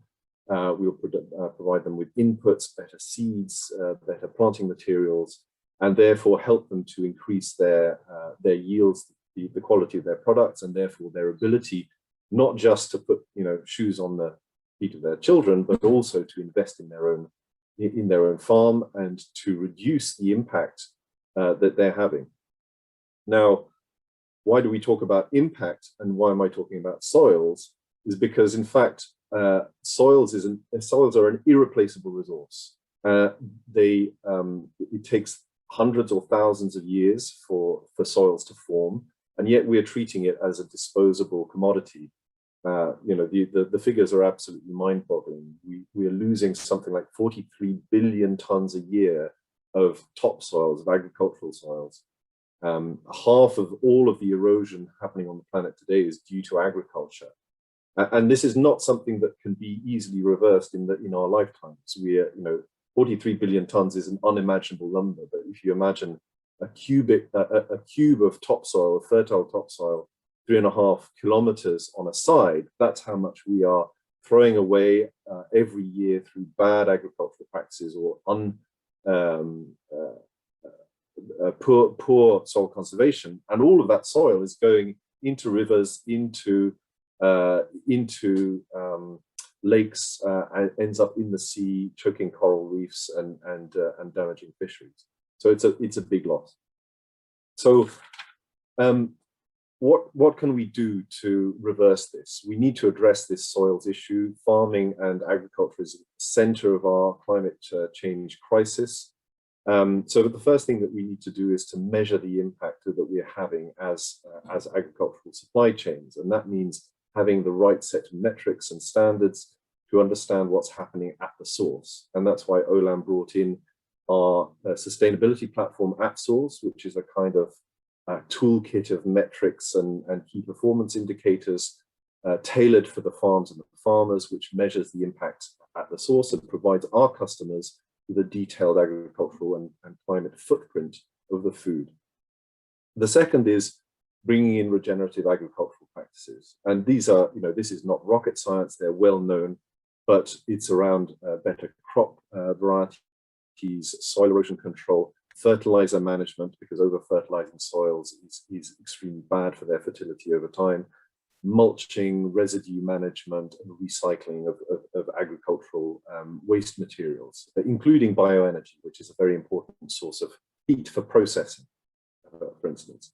It's also about putting more trees on farms where we can, so using tree crops to produce more food, and that's something that Olam does with many of our tree crops, cocoa, coffee, edible nuts of various sorts, and also working with farmers and with partners to keep more trees in landscapes, because, as I said, soil and the agricultural system is not just what happens on the farm, it's what happens in water catchments. So protecting water catchments, working with conservation organizations on forest protection, working with national governments, in fact, also on things like land use planning, so that we can design sustainable landscapes for the long term. And this is something that we've done with some success in some of our African origins, notably with the government of Gabon, with our palm oil plantations, working to design in ecological principles into new generation plantations that are climate positive, i.e. they draw down overall more greenhouse gases than they emit. The third thing that we need to do is really change the way that value is returned to the farmers. So most of the value in food systems is concentrated at the downstream end, obviously with the retailers and the brands. Very little of that actual value in many of our commodities ends back with the farmers. So we need to find new ways of returning value to the farmers so that they are incentivized to apply these good agricultural practices. Because obviously it has to make sense economically for the farmers to do all of these regenerative agricultural practices. If they're not incentivized to do it, or if it doesn't bring better return on their investment, then simply they won't do it. So that's really about finding new pathways to return value to the farmers. And the fourth thing I think is, and this is very evident in places like Singapore, where millennials really want to know where their food is coming from. We need to enhance the way that consumers connect with their food. People really love food. It's really kind of a way to their hearts. They really don't like to be involved in food that damages the planet. We are seeing that very strongly coming through from the new generation that is concerned with their planet, and that's about providing the consumers and through the manufacturers and brands, providing the consumers with information about where their food comes from, provenance and traceability, but also the impact that makes, and the story of their food. And that is something now with all of the digital technology that we have that we can provide in really compelling ways. And that's really my ambition, is to help consumers understand where their food is coming from and engage with the brands that they buy and choose to have a positive impact on the planet. And through all of these interventions, we can ensure that that farmers make a better living, that rural livelihoods are upkept, that rural communities can thrive, and we can prove that through at least some really inspiring case studies around the world, that we can replicate that feeding the planet doesn't need to cost the earth. And I'll stop there. Thank you very much. Thank you very much, Dr. Stewart. I could smell the earth, and I had no doubt that Mother Earth needs protection and needs to be revered by all of us. But today you've given me a new perspective of how valuable resource Earth is, and through our conversations in future also, we would like to generate more public opinion and more information on how people can use Earth to stop the damage of Mother Earth as we have caused. And you from Olam, you have been in so many countries and you are walking the talk. And I'm sure this information is very valuable for all the panelists here. And I'm hopeful that the markets where Olam is not present right now, with this kind of an interaction, you are able to share your best practices so that farmers get properly paid, they have right kind of training. You as a big company are able to spend some money on R&D. So all these practices, if we work collectively with no borders and world as one country, I'm sure we can accelerate green. And I'm very thankful for your sharing. Now I will go on to my third speaker for this. Third speaker is someone I call Singapore's sustainability queen. And this is Esther N. She is from City Development Limited, a veteran and advocate for green building and sustainability. Esther was instrumental in establishing CDL's leadership in sustainability. CDL is ranked in the 2021 Global 100 Most Sustainable Corporations in the World. A forerunner in embracing the UN SDGs, Esther was conferred 2018 SDG Pioneer for Green Infrastructure and a Low Carbon Economy by the UN. Now, I don't call her sustainability queen for nothing. with all these accolades, I'm sure she has wonderful sharing for all of us, for us all to learn, because she has been walking the talk for many years now. Over to you, Esther. Tell us your story and let's all accelerate green. That's very, very kind of you. Thank you for the kind introduction. It's like food, everyone live, work, and entertain in a property. And studies show that actually, in average, people spend about 90% indoor. So home, office space, and entertainment space can make a huge difference to green the environment. And I really like today's topic, how do we accelerate green towards a collaborative action? So how can businesses, especially in the real estate sector, to help promote, achieve a sustainable cities and communities are very, very important. As we all know that, the world was really occupied to fight climate change last year, the pandemic last year, but climate change has not, lose, the attention. And in fact, at World Economic Forum in January this year, the top global experts and decision makers still voted, the top 10 risks, including 5 climate related. And of course, to no surprise, infectious disease is number 1. But look at the green dots, climate action failure, biodiversity loss, natural resource, crisis, or human environmental damage and extreme weather are considered as top business risk, investment risk, and also risk against, humanity as well. But while we were really, being locked down last year, and one aspect that really has grown really fast, was actually sustainability. And we actually called it a year of awakening. And you can really see a lot of action, whether it is on the political, international level or national level, and even business level. And we can hear, race to zero almost every day on the media. And we can hear, the COP26, now we're stepping up, for more than almost like the last few months, and they're very near to the finishing line in November. And we can hear that, European Green Deal, and now that American is back, in the game, Paris Agreement. And, you hear a lot of such, climate goals and also action and sustainability reporting. I think one area that it is very, very strong is like, investors has never been, speaking louder, that they expect investing companies to, put ESG as top priority. Otherwise, you will, companies may lose, the investors. And in last year, ESG funds have almost tripled, and sustainability and the social bond has doubled. So how do we green and accelerate the green movement and green action? And how do we mitigate and adapt, to climate risk are very, very important. In Singapore, we are faced with really many challenges. We are very, very small country, lack of, natural resources, and we also lack of land and we are also subject to flood and rising sea levels. We are next to the, equator. Heat is really something that it is a challenge.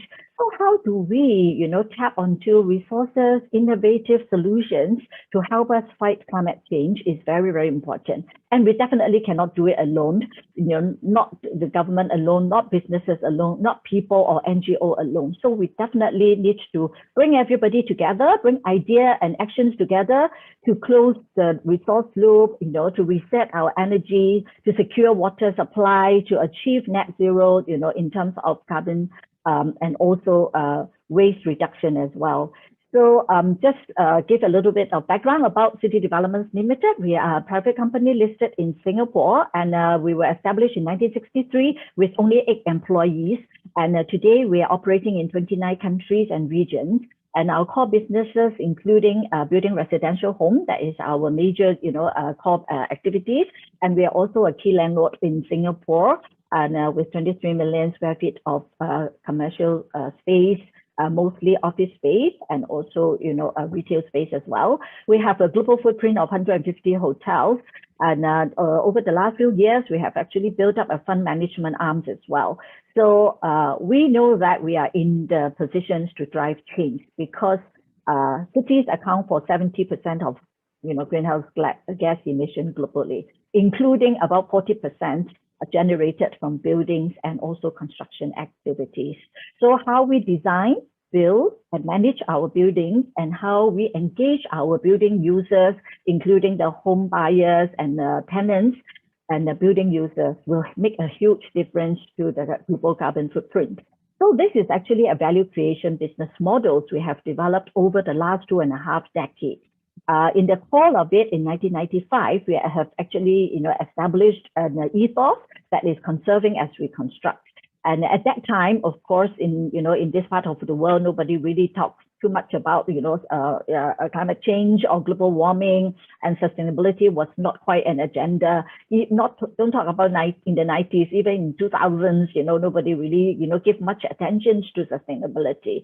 But after Paris Agreement, we have seen change and steadily, but slowly. And only last year we've really seen the tipping point, and every aspect of the whole value chain, whether it is a political leader, business leaders, NGOs, and consumers, are all talking about sustainability. And how do we embrace it and gather more momentum and the value chain to action together that will make a difference. And of course, as a builder, as a landlord, green building performance, low carbon performance is actually very, very top priority for us. And of course, SDG, after when it was launched in 2015, we started to embrace it. Started with 9 goals in 2016, and up to now we have actually embraced 14 SDGs already. And the key goals actually, of course, include climate action, green innovation, infrastructure, buildings, and one of my favorites is actually sustainable cities and communities. You can't do it alone. We are not just talking about building, the brick and mortar. We need to bring the communities and people together. And of course, Goal 17 partnership is huge, is very, very important.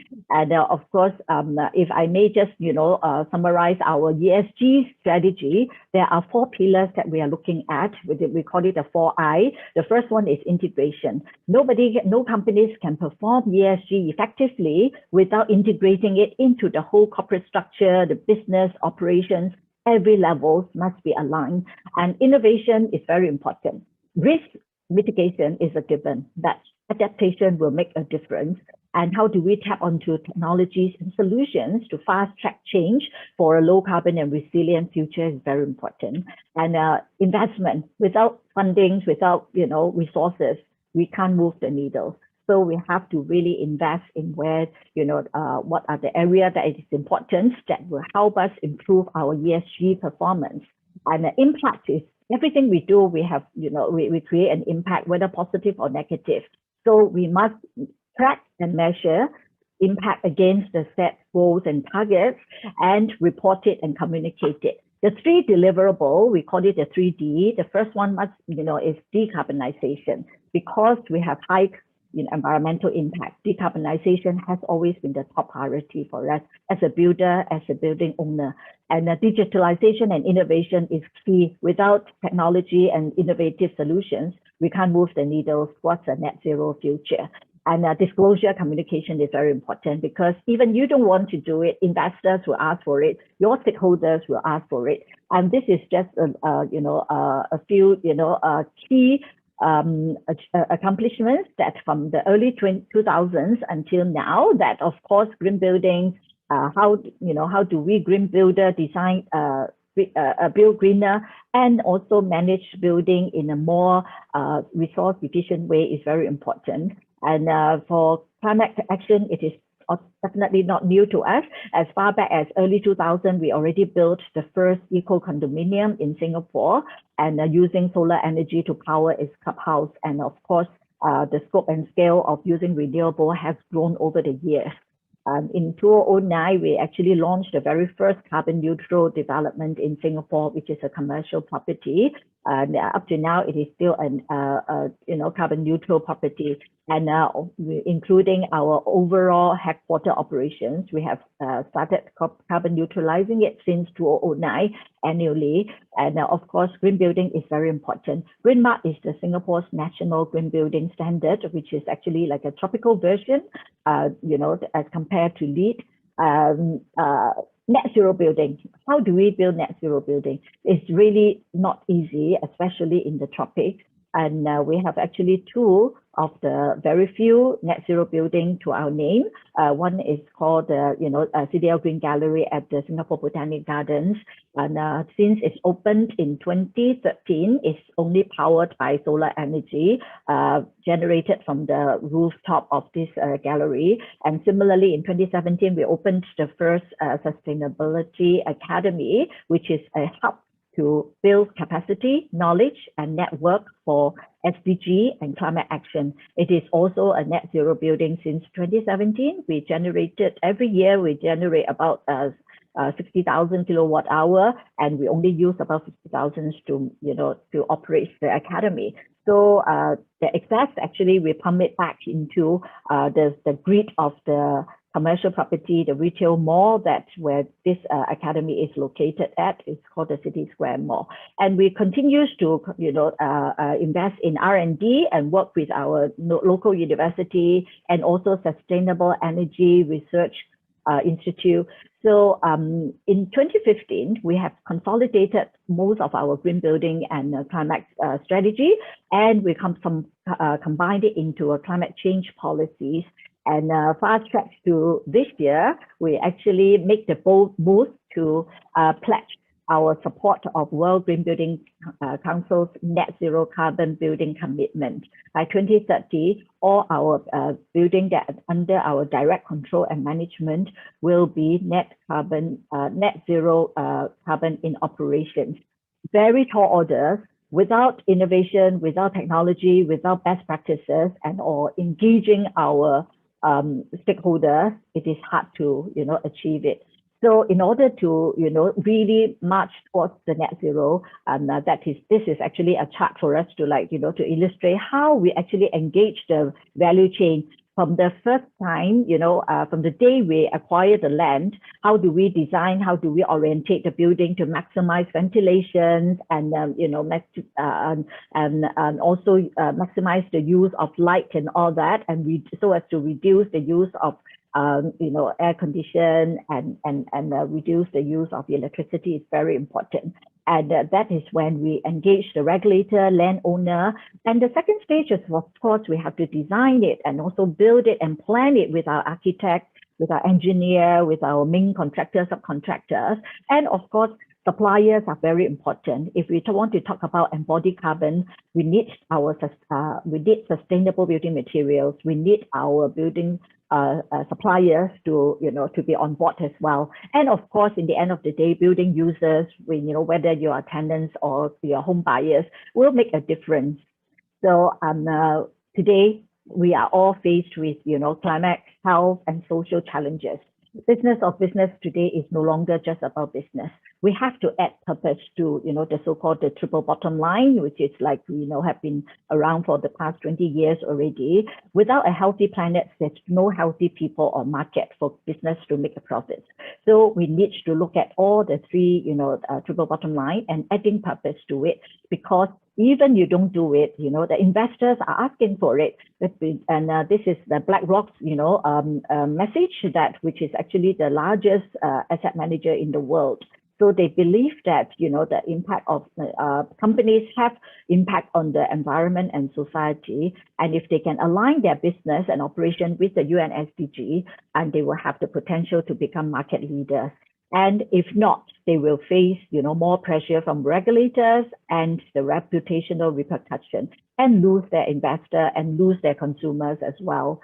So over the last 2.5 decade, we have actually built up very strong ESG commitment. And this is I always call it a report card that, we are included in the leading ESG ratings and rankings, and which we are very, very proud of. And this has become a very strong track record for us to gain access to sustainable finance and also fast-growing ESG investment funds and all that.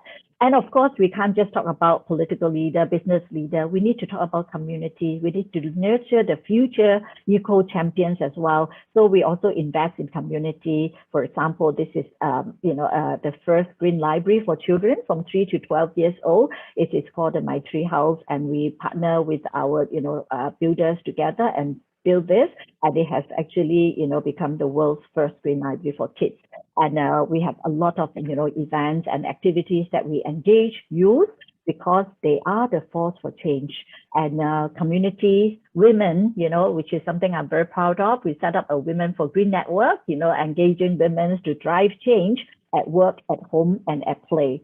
And we believe that with more people, more community on board, we can advance change, resilience for everyone. Thank you. Thank you, Esther. Your PowerPoint was power-packed. We need a healthy planet for healthy people. I agree with you totally. Our little red dot is a beautiful laboratory.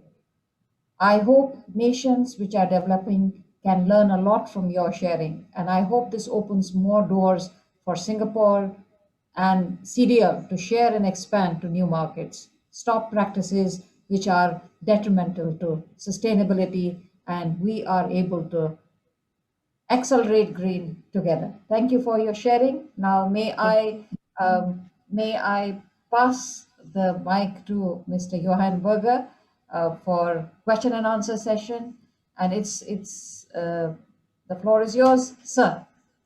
Thank you, Namita. Your Excellency, Christopher, Esther, thank you. Those were all three wonderful presentations. Your Excellency, you sidestepped my questions that I had prepared in advance by answering or referring to the issues that I had in mind, i.e. the fact that we're looking at South Africa being a country with a very large footprint. You're looking at the province of Mpumalanga, which is massive, where the carbon footprint is massive. You referred to the move towards renewable energy. You referred to the move towards road transport. And also the independent power producers looking and bringing on board the private sector to participate in this. So those are all very powerful points as far as South Africa is concerned, and I think we can also extrapolate them to the rest of Africa.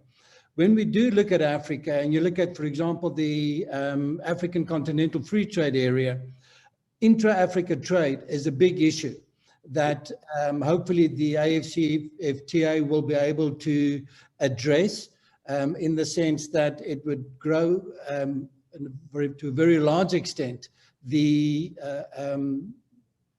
aspect of intra-Africa trade. This, however, does lead to the aspect of an increase in carbon footprint. How do you think can the continent address this issue, growing on the one hand, growing the economy of Africa on the other hand, on the one hand, and then have a limitation on the carbon footprint on the other hand? Your Excellency?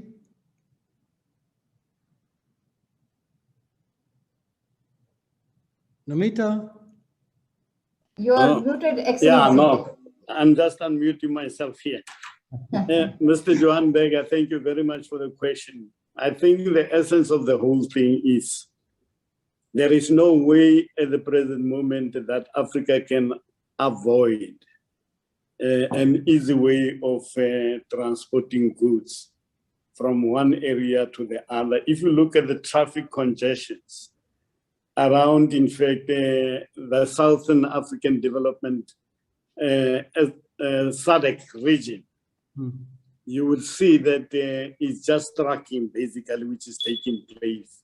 What needs to happen is to transform from that type of transporting goods, mainly to go to rail, but the rail also would need loads and loads of investment, particularly if you are going to have electric trains traveling between, in fact, the countries, but also to improve movement of cargo ships because, you know, from other areas like Cape Town to Dar es Salaam or other places around Kenya and all that, there's no sufficient freight movement, which is done through shipping.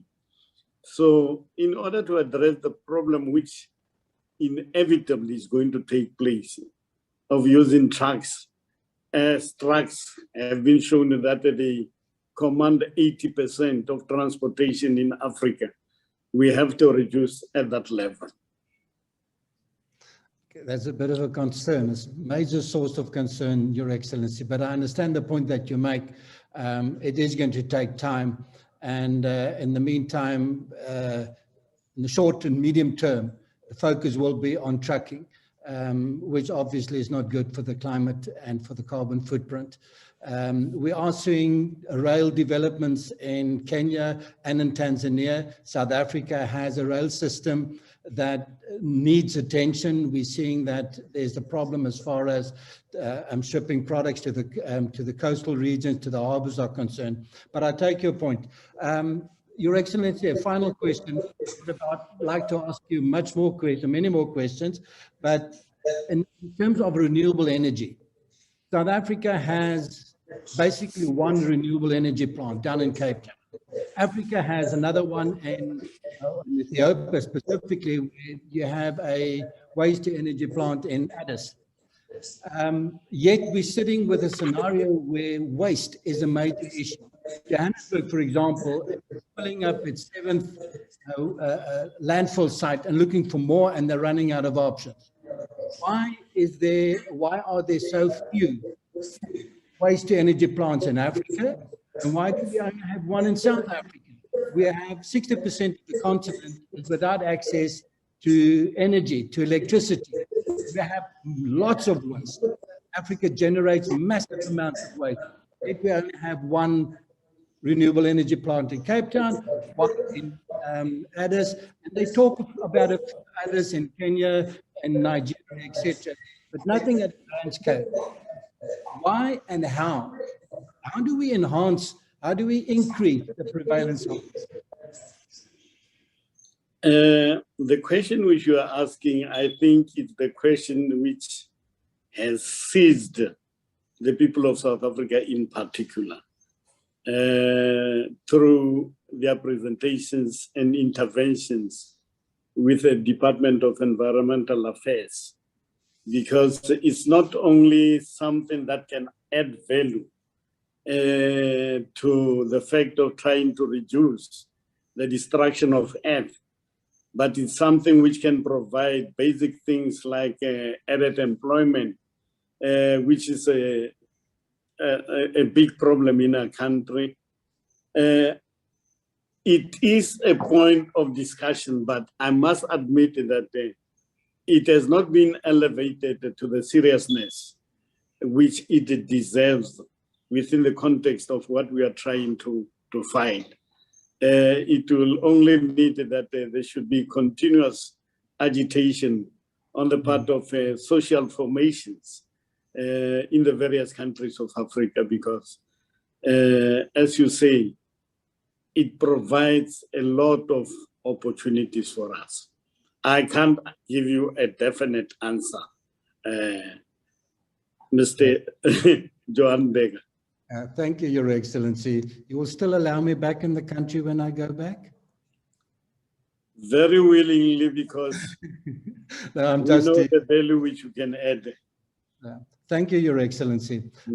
Christopher, I have a question, 2 questions for you, if you don't mind. On the one hand, Dr. Christopher Stewart, if we can just get him on. Hello, I'm here. Yeah, right, great. Christopher, deforestation is a challenge that is brought about, amongst others, by agriculture. Not only, but also agriculture, development of agriculture, the growth of the agricultural footprint creates a big challenge as far as that concerned. To the extent that both Brazil and the DRC, Brazil being the largest lung of the globe, of the planet, and DRC being referred to as the second lung, they have stopped being actually fulfilling that function, to put it very briefly. How do we address this challenge that we have on the one hand a more modernized agricultural environment, a more productive, a more commercial oriented one, and yet also deal with, in a meaningful way, with the issue of deforestation. I know there are in Africa, for instance, various reforestation activities concerned. I just recently read about Ethiopia, planting billions of trees, with even more envisaged for the next few years. And they've also gifted 1 billion trees to its neighbors. And you also have a project where they're looking at planting trees from the west coast of Africa right through to the east coast of Africa. These are wonderful examples, but are there enough? And if they are, great, it would be wonderful, which I doubt, but how do we increase this? How do we avoid the destruction of vital forests?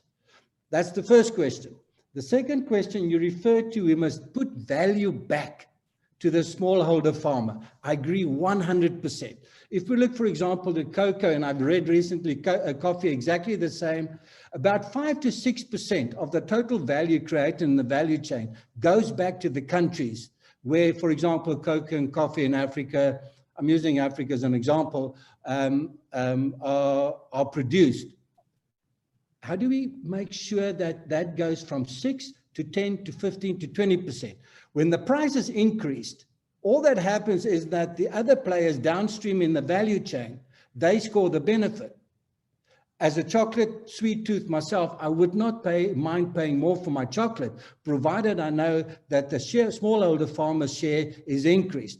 Some people look at the smallholder farmers that are producing these crops, and then they say, relative to the other farmers, they're quite well off, which I think is a very wrong argument, because in general, relative to what's happening in the rest, they are not well off at all.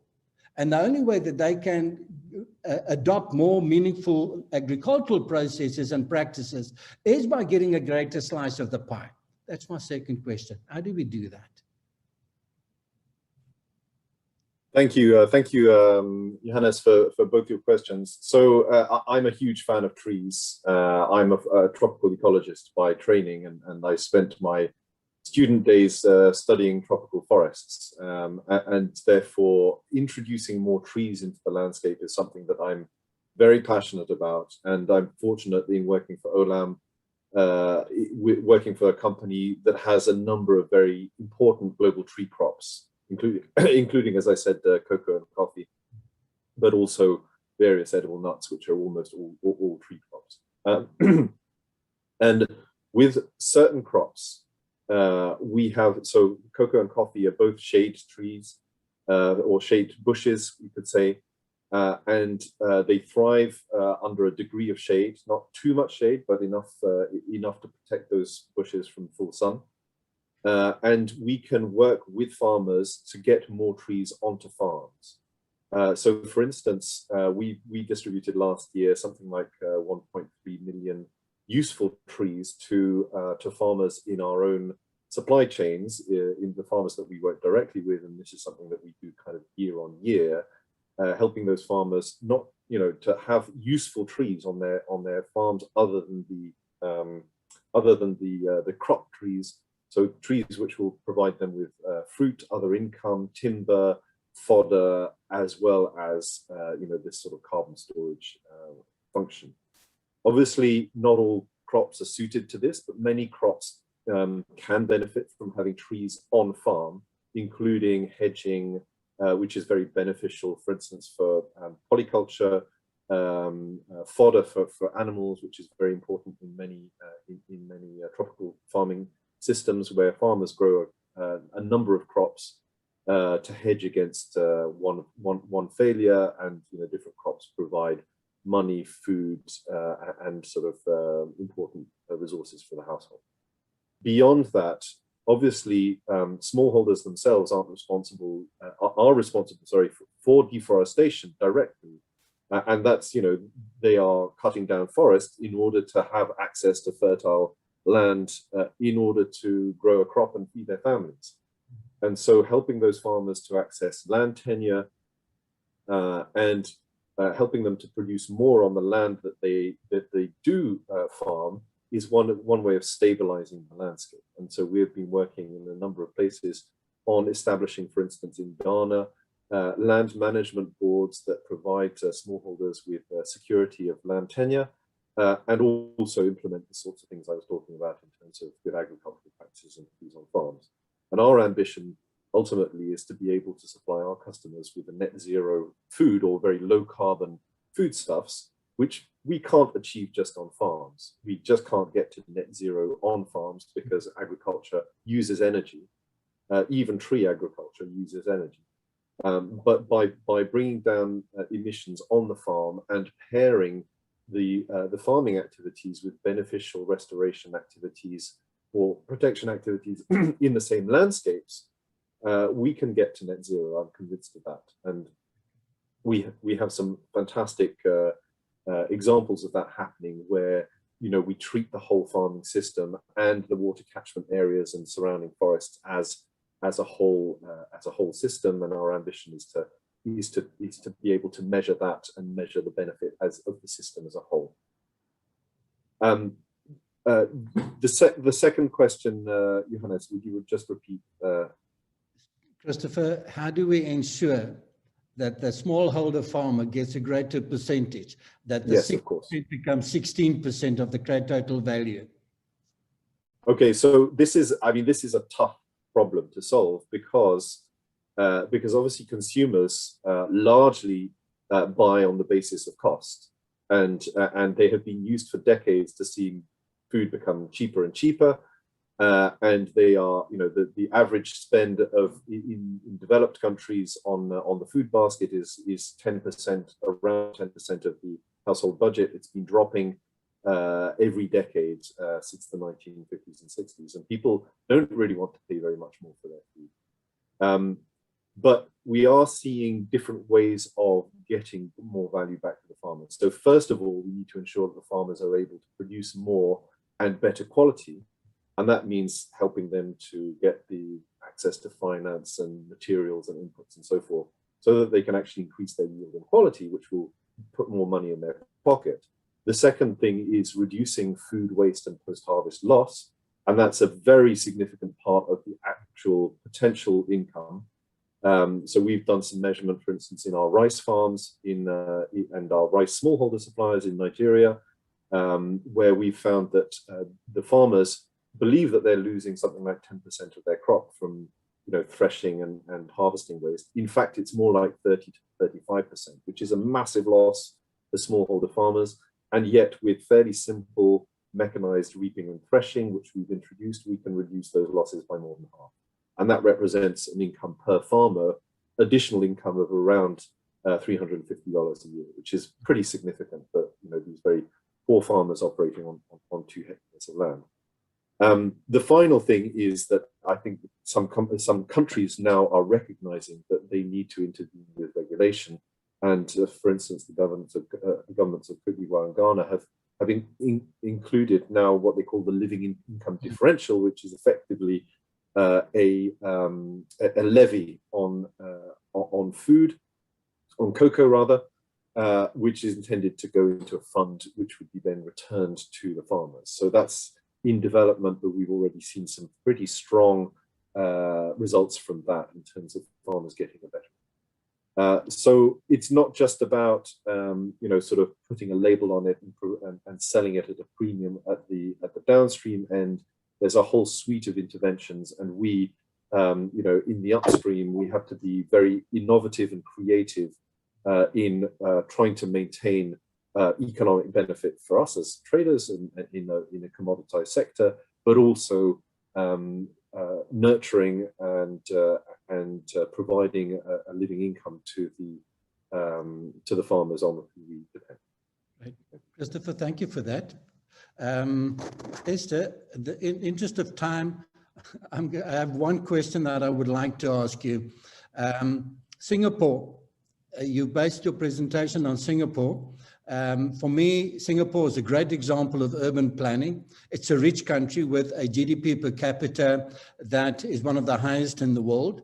And I see it personally as a great example of urban planning, of action, of implementation. The Singaporeans don't just talk about something, they actually do something about something. In terms of urban development and housing, for example, most of your housing, if not all of them, financing is facilitated by the pension funds. Many developing countries, however, do not have this benefit. They do not have this luxury. How do we extrapolate the Singaporean example to other countries in developing countries, in the developing world? I'm also going to ask you if you can, and with that, also address the issue of, for example, WTE plants. I can remember in 2015, I think it was your 6th plant that you were developing.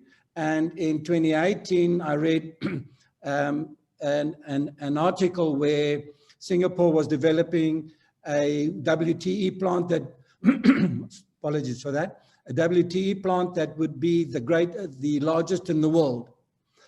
Do you have advice for, what kind of advice do you have for Africa's governments, for governments in developing worlds, as to how to aspire to this, towards this, and despite a lack of financing? Well, okay, thank you. There are quite a few questions here. As an advocate of SDG, I always feel that this is really a very, very strong platform, because there are 17 goals, just behind me, you can see that. And that actually provide a lot of opportunities for investment. And how do you channel funds from, the rich economies and channel it to the, emerging market?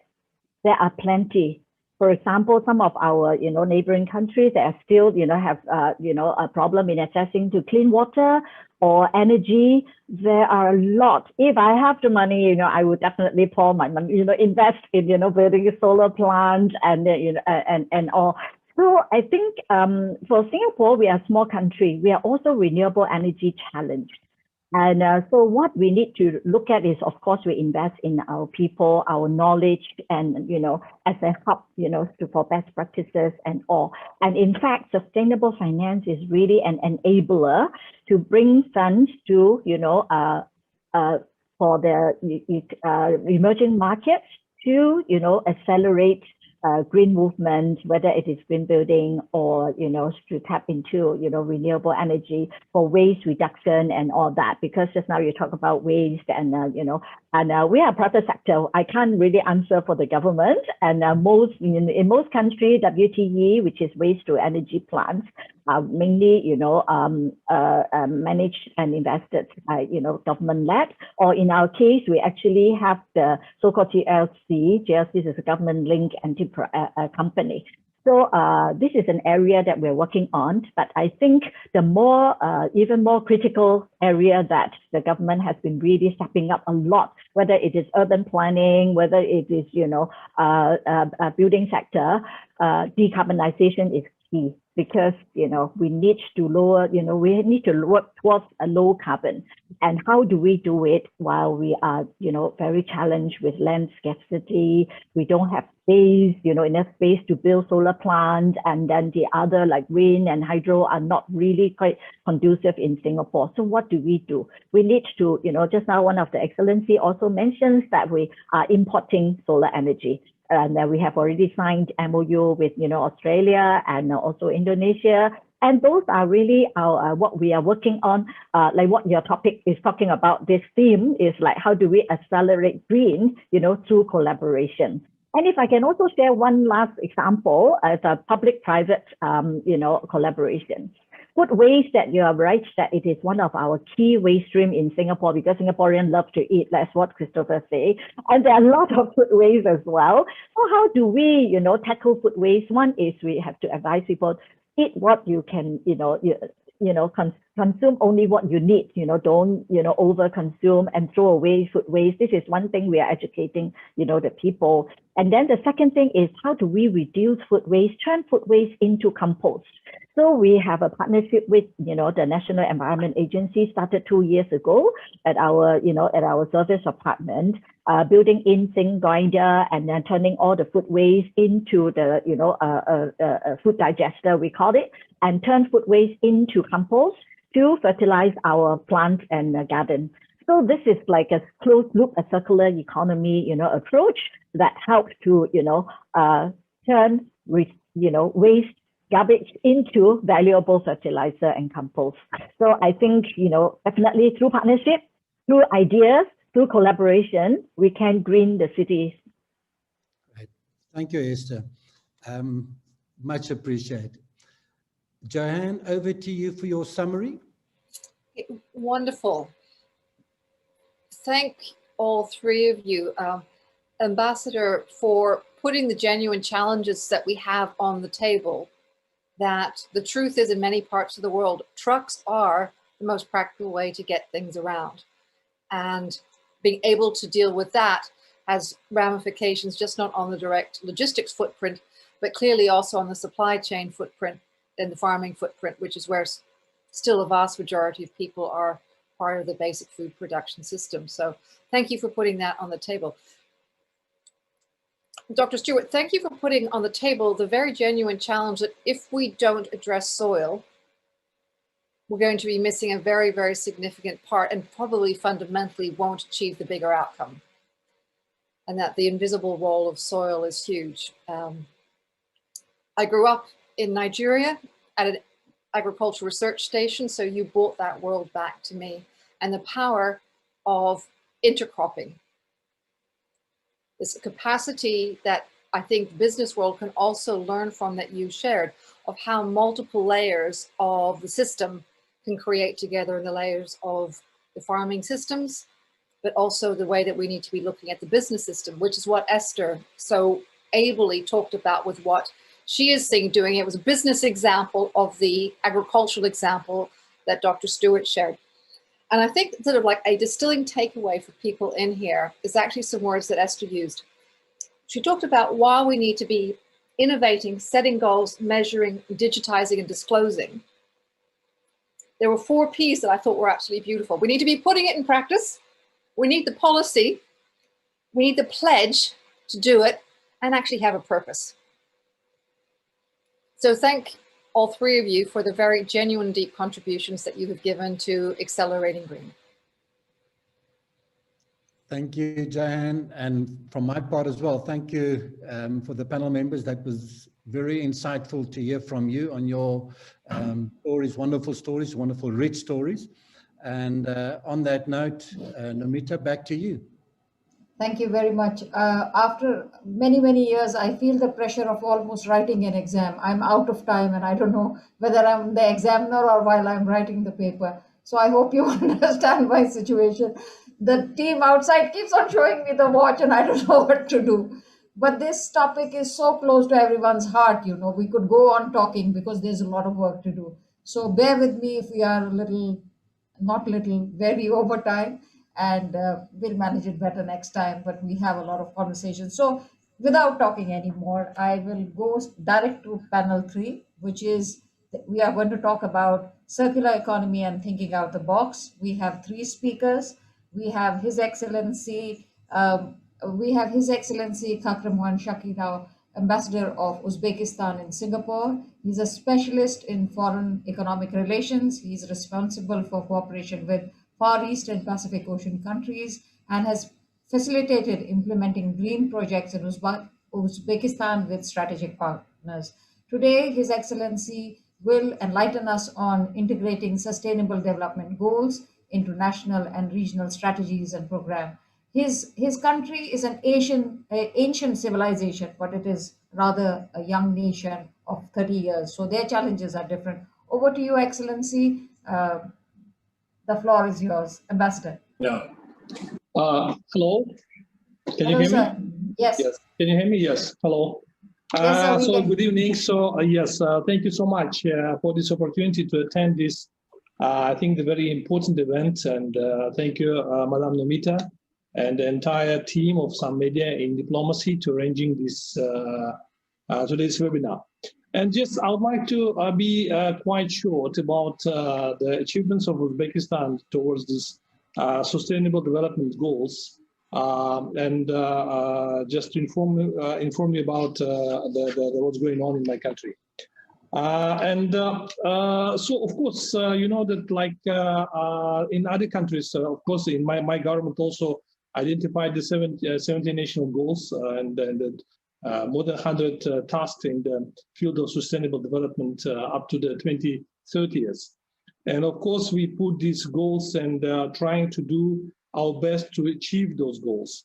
And the adoption of the national goals and objectives for sustainable development of Uzbekistan for the period of 2030 created the basis for a new global partnership in order to increase the level of well-being based on the development of national standards for sustainable development and the harmonization of its economic, social, and environment aspects.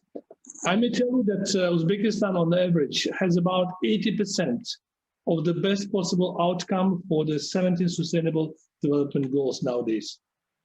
The strengths of Uzbekistan in this implementation are that, like in Singapore, 97% of literacy rate, 100% of the population uses the basic level of sanitation services, the high level of satisfaction with public transport, and the high level of safety. Uzbekistan, being a developing region in the world, has made great strides in the recent years in economic liberalization and transition into the market economy. Over the 2015 and 2020 years, our country achieved impressive success in implementing complex reforms aimed at economic growth. And over the starting from the 2017, Uzbekistan GDP growth in Uzbekistan was more than 5%. But in 2020, we just only 2020 was the challenging time for everyone, and we achieved only 1.6 GDP growth annually in this year. And due to these large-scale reforms in my country, which is implementing starting in 2016, since our second president came into force, and Uzbekistan gained 90 points in the World Bank assessment doing business.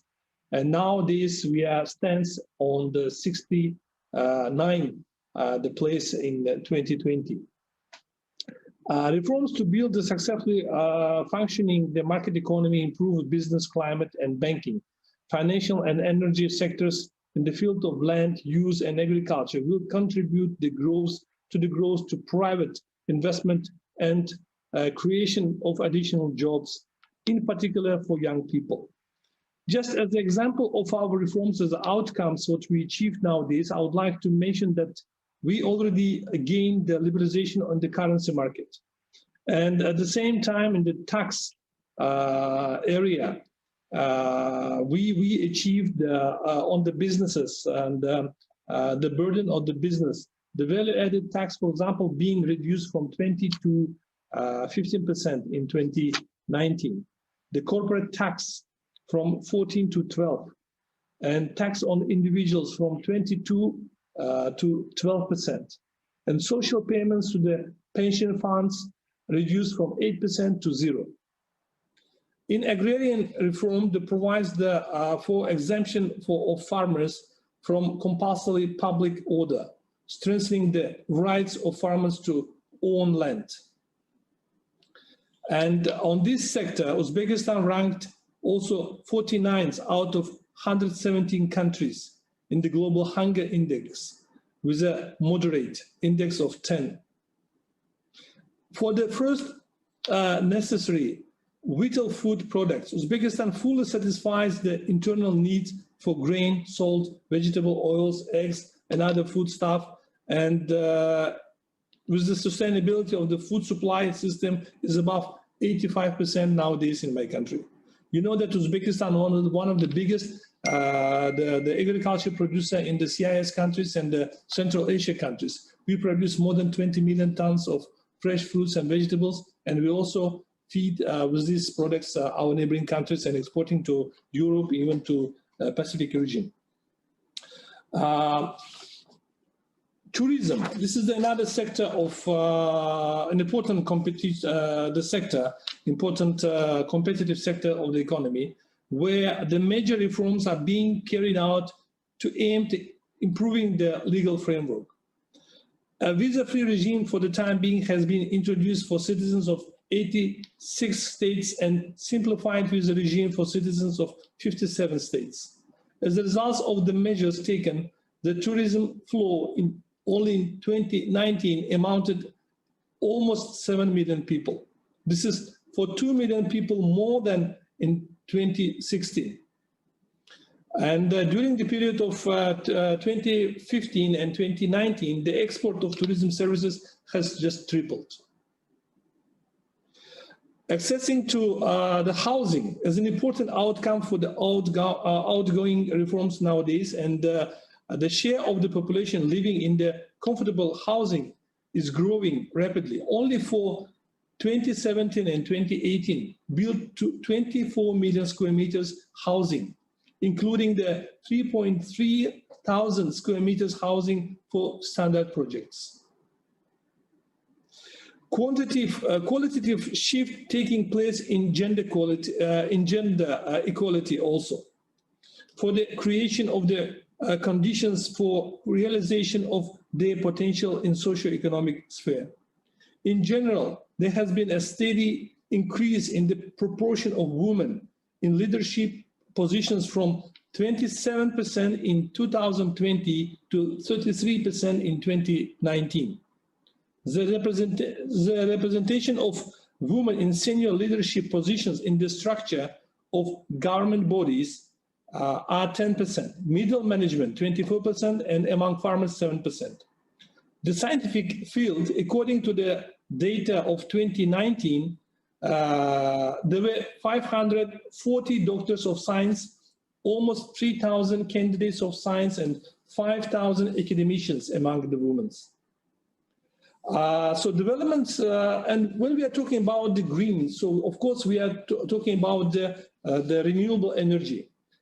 In this sector also, the huge developments are nowadays going in my country, where we are trying to also to attract the, as much as possible, of course, our strategic partners and the companies to develop this renewable energy sector in my country. According to the program of my government, by 2030, Uzbekistan intends to build more than 10 new solar power plants and bring their total capacity up to 5,000 megawatts. Wind power plants up to 3,000 megawatts. Hydroelectric power plants up to 4,000 megawatts, with bringing the share of alternative energy sources in the total energy balance of the country to 25% by 2030. For example, in June this year, we had a bid, and we complete the bid for almost 500 megawatt solar power plant in Surkhandara region. This is the south part of Uzbekistan, where the company from the United Arab Emirates, the Mazda, won this bid, and they are going to implement this project with creation 220 kilowatts substation and 52 kilometers transmission line. And another projects we are now implementing with also with our colleagues and the partners from France. This is the company Proparco, which is going to build a 100 megawatts solar power plant in my country. Additional to that, also another 1,500 megawatt the wind power also going to be built in my country. And just as an example of the necessity and the importance of the sustainable development goals to be implemented in my country also, and to contributing to the world community, we had an international conference in my country just in July this month, 16 July. It was the conference devoted to Central and South Asia, regional interconnectedness and the challenges and opportunities, where the leaders from the Central Asia and the South Asia countries visited Uzbekistan, Tashkent, and exchanged views on these very important goals. And during this conference, head of state of Uzbekistan also initiated several initiatives. For example, the creation of the modern, efficient, and safe transport and logistic infrastructure between Central and South Asia countries. This is the railroads and the overland transportation connectivities. Another initiative was devoted to the introduction of the digital platforms.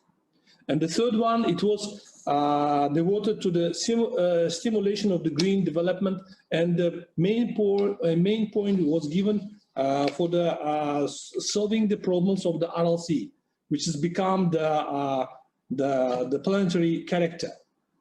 Because it's not only just the issue of the Central Asia countries, but it's also the worldwide and also the issues which is solving under the UN conventions and etc. So this is the how to say. I would like to just conclude my the short presentation, because I may also discuss and talk about a long. I mean, just much about the achievements and developments in my country, but I think it will be better if you can just make the kind of Q&A. If you have, just I'll be very pleased to answer. And thank you once again for this opportunity. Thank you very much, Excellency. Thanks for running us through Uzbekistan. Now, ladies and gentlemen, our speaker, Aaron, has another meeting to go. So, Lauren, with your permission, I'll ask him to speak first, and then, you know, he can. I will introduce Aaron. So he is thinking out of the box. So he is Mr. Aaron Alovera, and he has a very bold sustainability vision, and through his initiative Earth 300. I'm not going to say any more because he knows his talk. So Aaron, over to you. Bowl them over with what you have. Thanks, Nomita, and thank you so much, and to your team also at SunMedia for inviting me to be part of Accelerating Green. And thanks to Johan and Johans for moderating this panel, as well as to our audience who are tuning in. It's really a great honor and a great privilege to be part of such a highly prestigious and diverse panel of experts and excellencies from all around the world based here in Singapore. And indeed, it's great to see Singapore stepping up as an environmental champion on the global arena. As you said, Nomita, you know, never before has the question of how is the weather been more important or more relevant or perhaps even more poignant. Our planet is the biological pinnacle of the galaxy, and we're privileged to call it home. You know, so Earth 300 is promoting a 300-year vision that is rooted in the need to ensure that humanity survives the future, and it's been created to ring the climate alarm on a global scale and inspire the greatest and largest collaborative and cooperative climate action effort in history. You know, we're living at a pivotal moment in time where we're facing the greatest challenge to our civilization since the dawn of humankind. As we know, in 2018, the United Nations Intergovernmental Panel for Climate Change published a study suggesting that we had until 2030 to avert extreme levels of warming. And that didn't even include tipping points or feedback loops, right? Which we are now seeing, you know, so already with more frequent weather and more frequent violent weather events, you know, the picture is not looking too pretty. Now, there's a lot of great ecological efforts to accelerate sustainability all around the world, as we've seen, you know, from small farmer communities, as Olam mentioned, in developing countries, to large-scale organizations like the United Nations and the IUCN. However, there are many silos, and they are simply not moving fast enough. You know, we need more speed, and as His Excellency Ignacio Concha from Chile said, you know, we need large global systemic action. We need rapid, far-reaching and unprecedented solutions if we are to make the cut. You know, Einstein said that it is insanity to perform the same action and expect a different result, you know, and so we need to think differently. And that's what with Earth 300 we are trying to do. You know, we've designed it to be a global multidisciplinary crucible for cultural intelligence, science, and art, and bringing all of that together. We wanted a way in which we could wake up the world to realize about the severity of the climate emergency that we're really facing. So Earth 300 is essentially, we're building a 300-meter long vessel. It's 46-meter wide, 61-meter tall, and it's been designed to capture people's attention on a global scale. So when I sat down with my designer in Barcelona back in 2018, I told him that I wanted this to be designed as a global architectural icon, as the most recognizable object in modern human history, as a scientific sculpture for the Earth, with striking aesthetics that would become known as a universal symbol for sustainability and for the best that humanity has to offer. We wanted to inspire bold thinking on anybody who would see it, like I often describe it as the Eiffel Tower, on the oceans, or the Sydney Opera House, or the Colosseum, and again, we're building it, we've got a partnership with IBM where we're building it as an extreme technology platform for exploration, technology, and innovation on the oceans, so we're equipping it with frontier technologies like AI, robotics, and quantum computing, used to pioneer catalytic blockbuster solutions to address the world's greatest challenges and invent things that will help mitigate the climate crisis. So that's really what it is. And then on board of the vessel, we have a series of communities on board. We have a 160-strong strike force of scientists forming an interdisciplinary team, ranging from Earth to atmospheric to space to marine scientists. And then we will also have 20 experts in residence. So, Neri Oxman from MIT said, you don't solve the climate crisis with a PhD in thermodynamics, right? You need to involve the economists, the entrepreneurs, the explorers, artists, activists. You need to involve polymaths, filmmakers, poets, politicians. Everybody needs to come together and look at it from a different perspective. We're also developing it as a cutting edge media platform where, so we have our chief technology officer, the chief technology officer for Dell for Global Smart Cities is advising us on the technology. And he says, Aaron, we need to design this vessel as a vessel that will be able to carry 1 billion passengers virtually. So anybody can zoom in and look and see what's taking place, look at the latest science and be able to contribute, even though they're in the village in the middle of Africa or South America or wherever it is, if they have an internet connection, of course. So we're bringing different communities together. The idea was to look at conservation in a very different way and make it mainstream. Like if you talk to the average person on the street, the United Nations or the IUCN is something that they just don't recognize or sympathize with. They don't know what it is. And I mean, just having shorter showers or not using plastic straws doesn't seem to make the catch. So what we wanted to do was to marry science and technology, adventure and art, entertainment and education, and put it together in ways that have never before been imagined, and bring these people on board the vessel, world leaders on unique trailblazing expeditions, where intellectuals would meet with excitement, with the scientists, and consumers will become contributors, So I describe it as the ultimate experience for science, where you're sitting under the tree with Newton when the apple falls, or you're in the lab holding electrodes with Edison, and you're there contributing to science, participating to the science, and experiencing firsthand what is happening, right?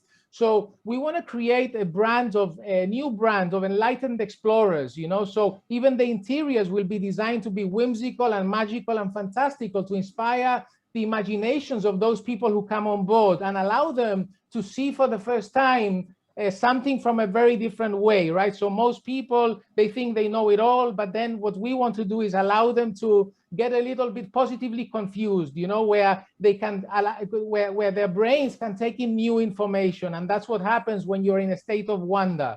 So again, Earth 300 has been birthed to become the birthplace and the benchmark of the world's most wonderful ideas, a platform to fuel and foster catalytic, imaginative thinking. And so that is really what Earth 300 is, and making science attractive, making science sexy to the mainstream so that people understand what it is, making scientists the new celebrities of the 21st century, right? We have great respect for the great singers and performers and footballers, and we call them celebrities. But why not, if we were to start to celebrate a new kind of planetary vanguard, scientists, engineers, inventors? These people need the right platform. Then the other thing that I wanted to mention was the propulsion on the vessel is also very different. So we are using, we're pursuing the only technology which can provide true 100% emission-free power for large assets. So we're looking at atomic energy represented by a new technology called the molten salt reactor, which is a dramatic departure from traditional atomic energy, which is using pressurized steam. So this technology still gives you all of the benefits of the atom, but it's very different and very safe compared to traditional nuclear energy. So ultimately, with this project, we want to inspire a new vision for conservation. We want to inspire a new brand of planetary vanguards, ethical leaders who will support new economic and ecological visions for the world, where they will embrace a new narrative that will move us towards a post-carbon ecological society. Before, Christopher from Olam spoke about circularity and about soil. And if you look at nature, I think the definition of circularity is in nature, right? Where no organism creates true waste. It is only the human being that is creating real waste.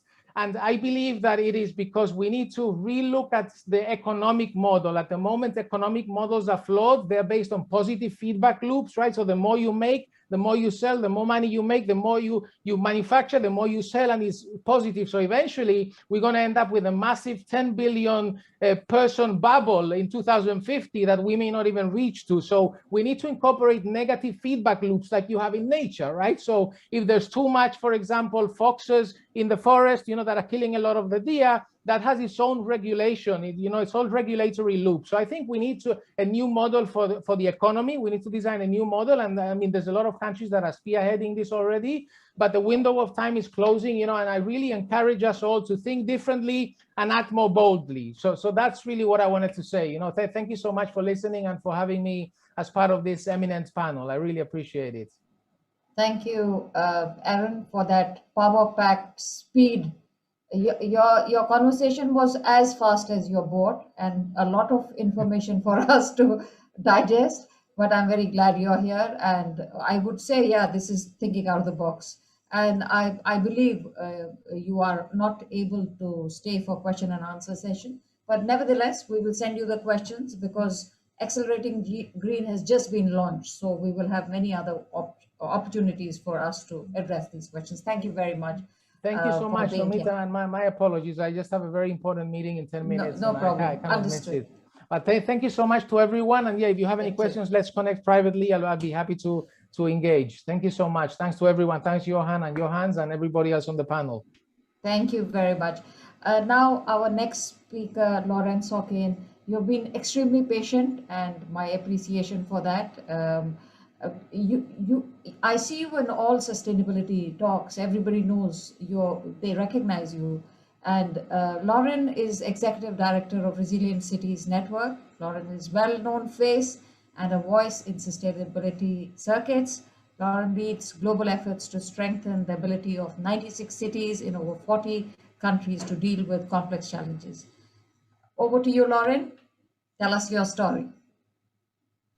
Thank you so much, Nomita, and it is really a pleasure to be here on such an eminent panel amongst ambassadors, thought leaders, business leaders in this space. So I come from a little bit of a different place, and I think that my talk is actually a very good complement to Aaron's, because where he is going into the future and into the sea, it's the role of Resilient Cities Network to really ground action and help actors to meet one another where we are now, and to really help to build safe, equitable, and sustainable cities and the capacities for that.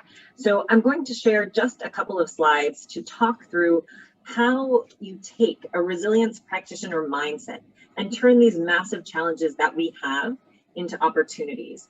And then I'm going to reflect on some of the ways that we've been able to do this with Resilient Cities Network, and specifically how businesses and the public sector can get together. I think there's been a lot said about this, and there are really ways to do this practically, and we need to do more of it, because that's really the way we're going to accelerate green.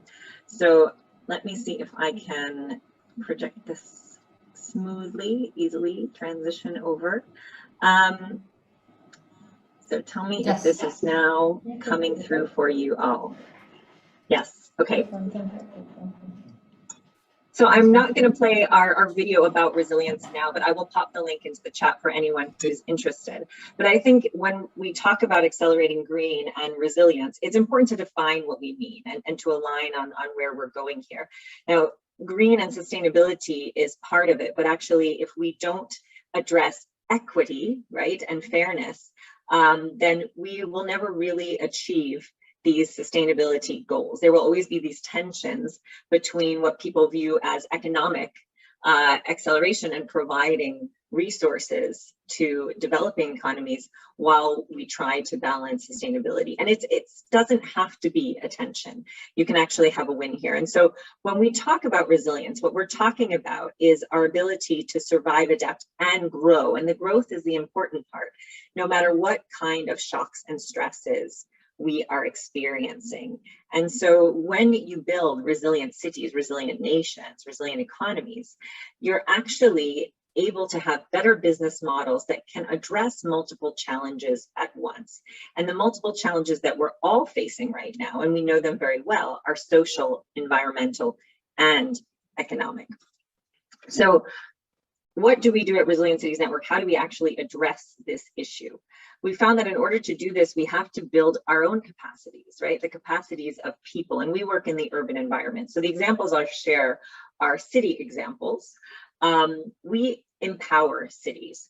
So we help them to build the skills they need to have systems within the city and institutions to do this work. And then we implement programs across multiple cities who unite around a common agenda. We know that cities are on the front lines of a lot of these challenges. Esther spoke to this in her talk. Cities concentrate both challenges and opportunities. They emit more than 70% of greenhouse gases, but they also concentrate a lot of our risk, whether that is in terms of vulnerable communities who don't have access to services, or those who are in particular in Africa and in developing Asia, really on the front lines of dealing with climate change impacts. And then we also help mobilize investment. We know that we need partnerships to address these issues. The public sector cannot do this alone. And His Excellency, the Ambassador from Uzbekistan, spoke about this very clearly in terms of the partnerships that are required to drive sustainable investments in his nation. And so that is our model. We are a network of 100 cities globally that we have stretching all the way from Wellington in New Zealand to Chennai in India, to Lagos in Nigeria, to Boston, to San Francisco, London, Paris, Ramallah in Palestine. So we are truly a diverse and global network that works together to implement safe, equitable, and sustainable solutions. The foundation of this work is people. And so I just wanted to talk for 30 seconds about the kinds of people that lead this work.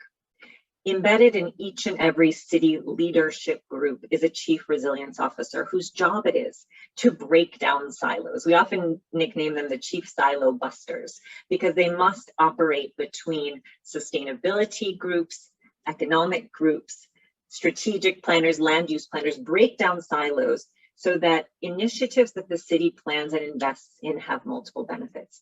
And these are senior individuals who we train in change management and resilience and systems thinking. And our network now, second bedrock, is resilience strategies. You must develop, in order to achieve these goals, a strategic vision. And these are generational challenges. So these are not short-term plans. These are medium-term plans that look at a city's capacities and opportunities, and they lay out specific goal areas and initiatives. And so our reach now is to 220 million urban dwellers. We have 84 chief resilience officers around the world, more than 4,000 projects ongoing, and we're driving billions of dollars of investment into network cities. What makes this possible? The fact that no matter how much challenge we have, the odds are someone else has dealt with this similar group of challenges. So we see that our cities are able to help each other and have a network of trust, and that is what accelerates progressive solutions. So what are we focused on? Circular economy is one of our pillars. As this panel, we also are looking very closely at climate resilience. And as I mentioned, equity and economic opportunity cuts through everything that we do. I'm going to speak to one specific example here because I was asked to speak about how the private sector and the public sector can really work together to accelerate change. And so I'm going to use the example of our partnership with Visa.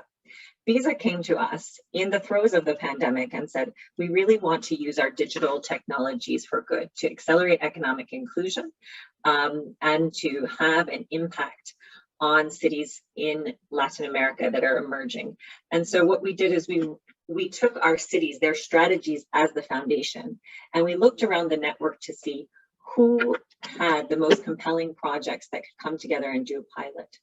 And together we designed projects that were ready to go within 6 months.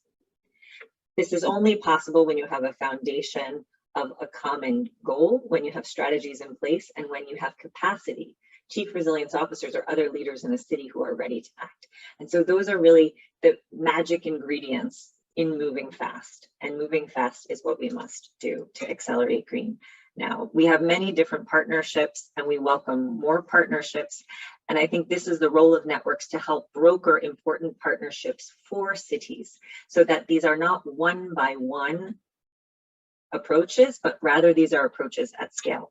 And so then the last thing I was going to say that I think is really crucial for accelerating action in cities on all of these issues of green, of social, and of economic development are being close to your partners and stakeholders. And we are very proud to be headquartered in Singapore so that we are close to our partners in emerging markets.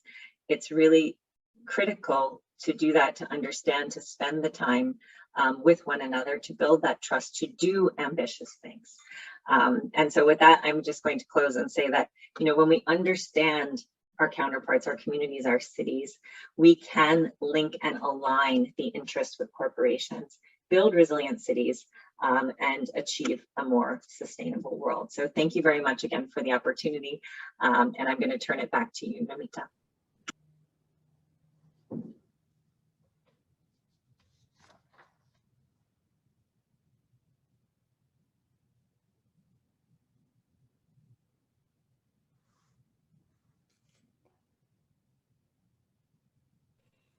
Over to you, Johan. I think you're leading the Q&A, fast-paced Q&A. Thank you very much, Lauren.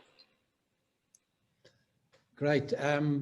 Your Excellency, Lauren, thank you so much. That was very insightful. Your Excellency, I have a short and simple question for you. I'm amazed at the work that the Uzbekistan government has done to increase the attraction of the country for foreign direct investment, ease of doing business, innovation, etc. What I would like to hear from you is what actions have the Uzbekistan government taken to encourage the adoption of a circular economy? Do you have examples for us in this regard, maybe from a policy perspective, and also maybe a few practical examples of what is happening at ground level?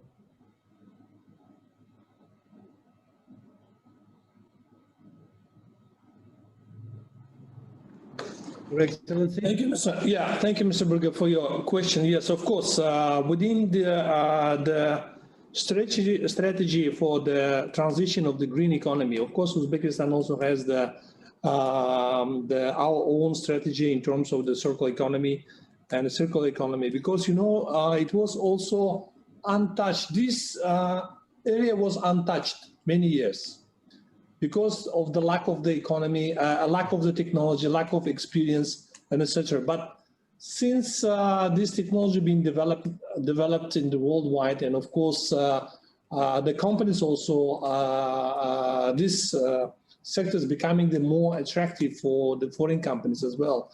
And the Uzbekistan also developed its own strategy to solve this problem inside the country.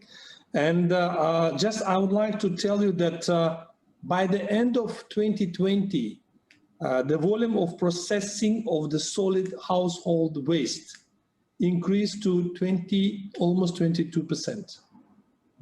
And our target by 2021, this year, to increase this volume up to more than 36%. This is also the huge developments and the huge our own targets. But at the same time, we still need the partners, the strategic partners.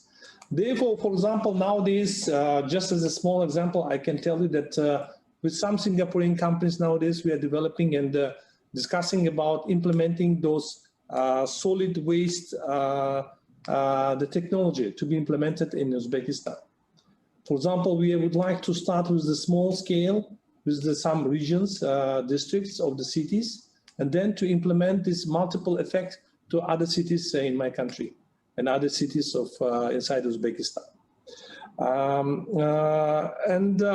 This is one of the examples. And of course, the companies from Europe, say from Germany, from Italy, also very aggressive and very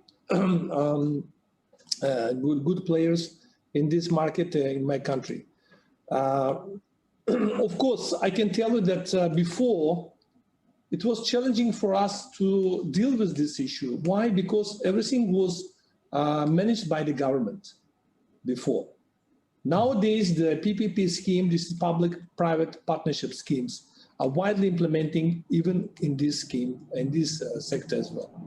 Therefore, the market is open for the collaboration and the future collaboration with foreign companies as well. Thank you. Great, thank you, Your Excellency. Obviously, I think this is the kind of environment that creates wonderful opportunities for local and foreign investors, and doing well while doing good. So I'm a big fan of that, and I'm excited to hear about the potential there. So thank you for that answer. Lauren, in the interest of time, I'm not going to belabor the questions as far as the ambassador is concerned. In terms of city development, if we look at the developed world, cities are well planned mostly, but when you look at developing world, and unfortunately I'm going to look back at my continent, which I'm a big fan of, I'm an unashamed Afro-optimist. Unfortunately, city planning is not as well developed as in other parts of the world. And what we are seeing is that cities happen. There's a strong trend towards urbanization, and the figures that I've had a looking at by 2050, 57% of 2.4 billion people are going to be in our cities. And a lot of them is going to be as the current trend is going on, a lot of that's going to be unplanned. How do we help developing countries? How do we get them to adopt better practices so that they are more sustainable and that they do become resilient? Because that, I think, is the ultimate kind of solution that we're looking towards.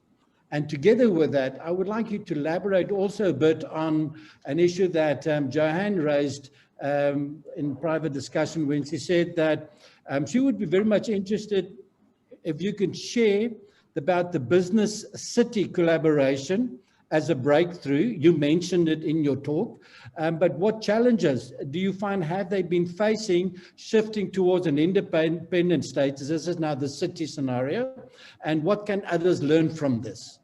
I know it's a mouthful, but if you can address those two issues, I'd be very much appreciative. Well, happy to speak to those issues, Johan, but I think we could probably have an entire separate session just on the first question. I would also say that, just because a city is in an industrialized nation doesn't mean it's been well planned. I think we've seen over the last several months how battered a number of cities in my home country, which is the US, have been by, fairly simple types of weather occurrences, whether those are winter storms or floods that confound, energy systems and so on. So I think we do have issues of sprawl. We do have issues of planning around the world. Now, the opportunity is here, as you said so well, Johan, with so much movement into cities, right? We're going to be a 70% urban species by 2050 by most estimations. And in Asia Pacific, the estimates are that about 50% of the infrastructure that we need hasn't been built yet, and that includes Central Asia as well. So we've got this massive once-in-a-lifetime opportunity to build it better.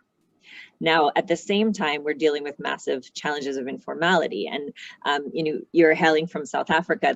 That's just as true here in Bangkok or in Chennai, where we have somewhere between 8 and 20% of urban residents who are living in informal settlements. So we need to develop solutions that are going to work and that are going to offer better housing, safety for these folks, as well as for those who are moving into our cities with more means. That really comes down to aligning those interests, right? Setting those definitions of what we're looking for. In order to build resilience, we have to really simultaneously do two things. We must commit ourselves to net zero in these new building approaches, and we have to offer incentives for that. We're seeing, and Esther spoke to this, more and more financial actors aligning their financing to green targets. This has a long way to go between the spoken word and the action, and we need to keep narrowing that gap and get those financial flows to subnational projects, in particular in emerging markets, and that takes a lot of work to do. And the other piece of the work that we must do is simultaneously address the resilience and the vulnerability issues, because no matter what we do now in terms of emissions reduction, the next 10 years, we're going to increasingly face the kinds of challenges that we've seen: storms, floods, changes in monsoon, change in food security. So we have to actually prepare ourselves, run our scenarios, and that's a global effort. And that takes a lot of openness and increased communication. So I think those are the key things. I think where we come in and we try to do our part is to bridge that gap between cities and businesses where there are stated aligned interests. And there's a massive amount that can be done there. Nary a day goes by lately that a corporate doesn't reach out to us and say, look, we've got a solution that we want to pilot in 5 or 10 cities. Can we work together to do it? And where we have the demand for cities, we're able to say yes. And I think that's a space that more and more people can work at. Generally, what prevents that from happening is that it's very costly to do business city by city by city. And so where we can, as a network, offer scale, that's what we do. I think the challenges there are around language and around getting comfortable. I think there's a lot of mistrust sometimes between business and the public sector initially in those conversations, that everyone's trying to sell something or get at a short term or a transaction.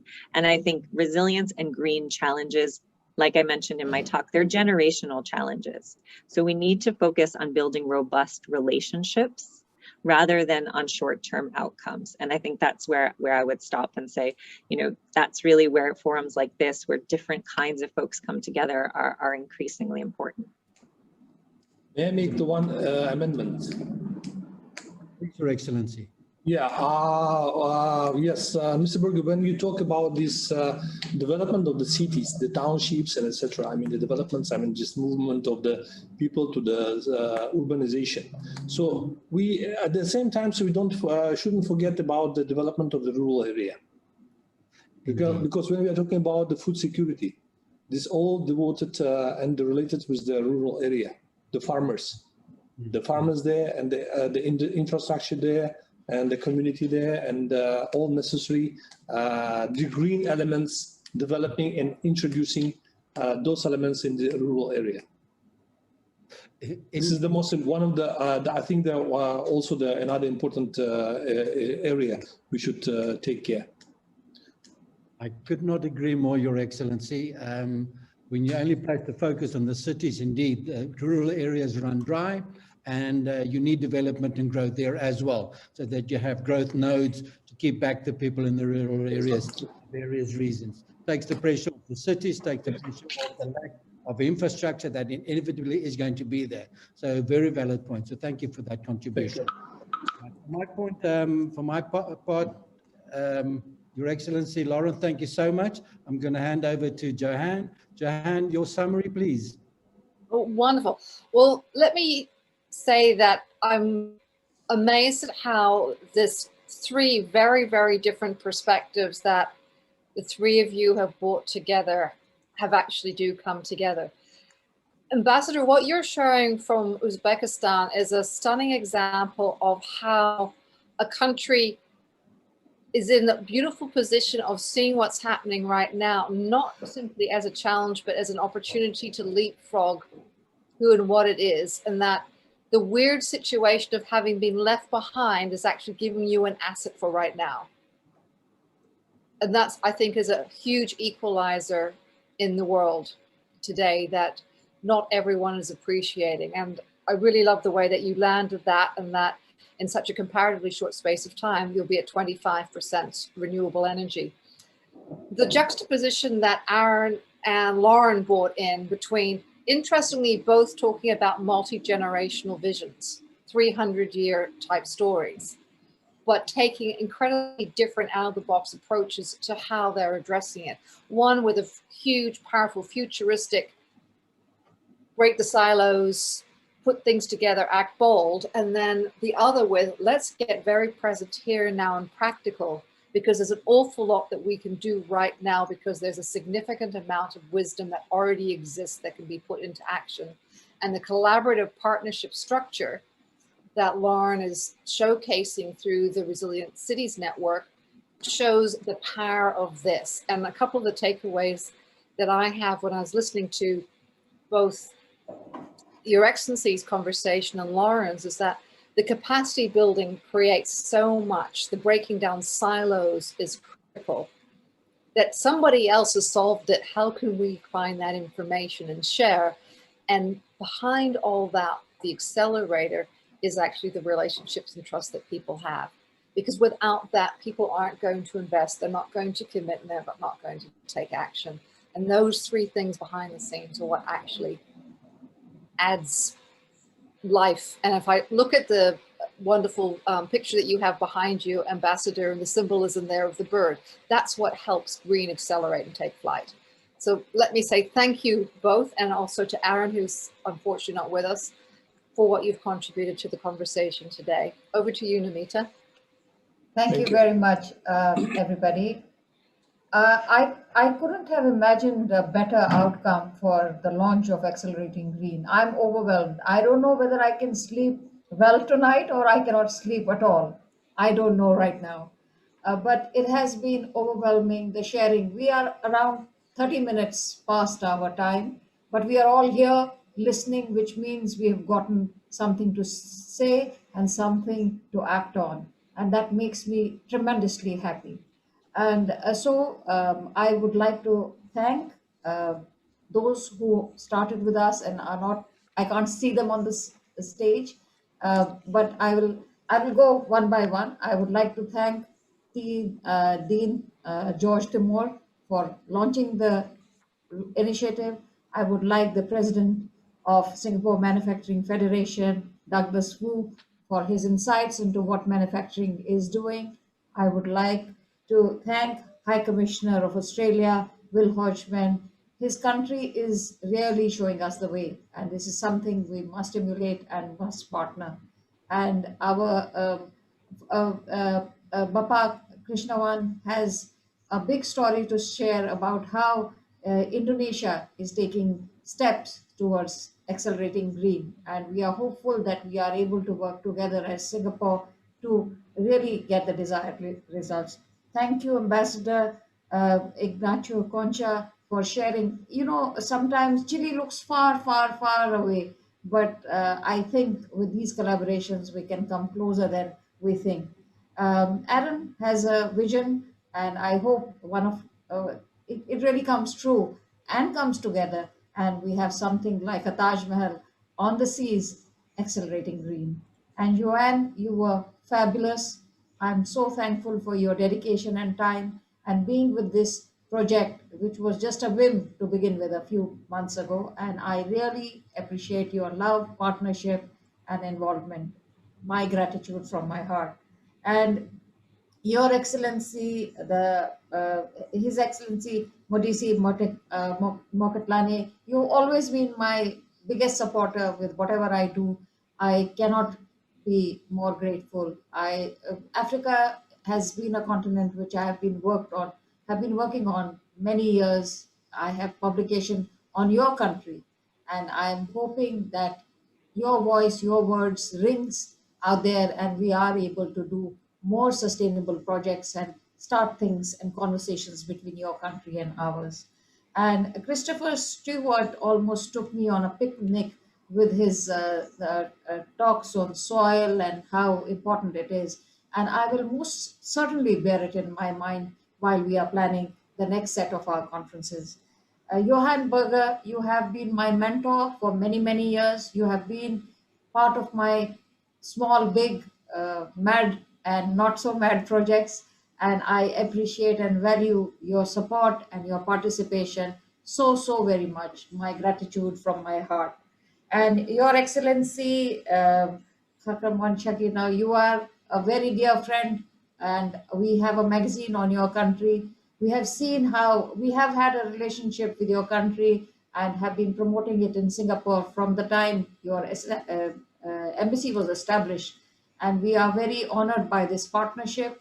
And we know there is a lot of opportunity that can be between Singapore and Uzbekistan, and also the other countries which are represented here. And I hope all these things come together. Esther Ann was very kind in her sharing. She has been walking the talk. And the systematic way of approaching sustainability, the CDL way, there is something we can share with other countries, and we can avoid pitfalls. And that's exactly why I started this forum, because we learn from each other, we don't fall, and we rise together, and we are able to protect our Mother Earth from deteriorating further. Today, the Accelerating Green Sustainability Initiative also had Lauren Sorkin, and she's done such remarkable work with sustainable cities. I used to think in my heart, cities can never be sustainable, but she's shown me otherwise. And with networks and collaborations, I think there is a lot we can do together because we think in the same direction. We believe that countries, corporations, and communities together can achieve a green future. On behalf of Accelerating Green and in Diplomacy, I would like to thank Excellencies, our speakers, moderators for their insights on actions and challenges. A round of applause. I wish I was there to even give each one of you a hug, because you feel and you deliver, and that's the human touch. My special thanks to all the speakers for your sharing, and my very dear SunMedia team who have worked relentlessly for many weeks. My special thanks to Jafar, Swati, Martin, Brandon, Shivam, Yashika, Vinivesh, and Mayur. Your dedication makes me want to come to work every day. And now the next set of, if you have stories to share on sustainability in your countries, please send them to us, because we have mediums to even amplify your messages. So we have a weekly newsletter on sustainability. We'll be very happy to give coverage to any new developments you have. The next set of conferences that you should look forward to from us is Global Green Financing Opportunities, Energy and Sustainability, Eco-Friendly and Sustainable Fashion, because how can we leave fashion behind? We must have it too. So with that, I would like to thank you again and consider this launch a great success.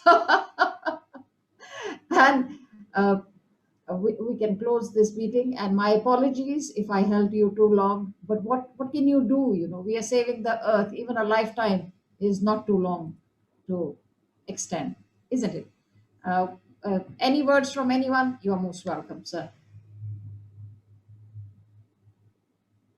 Thank you. Bye-bye. All the best. Thank you very much, Excellency. Thank you. Bye-bye. Thank you. Thank you, Parth. Thank you, everybody. Nomita. Thank you so much. Excellencies. Bye-bye. Till we meet again. See you next time. Bye. Till the next time. Namaste. Bye-bye, Namita. Thank you very much, sir. Thanks. Well done, everybody. Well done. Okay, guys, you all can switch on your cameras now. The team, please.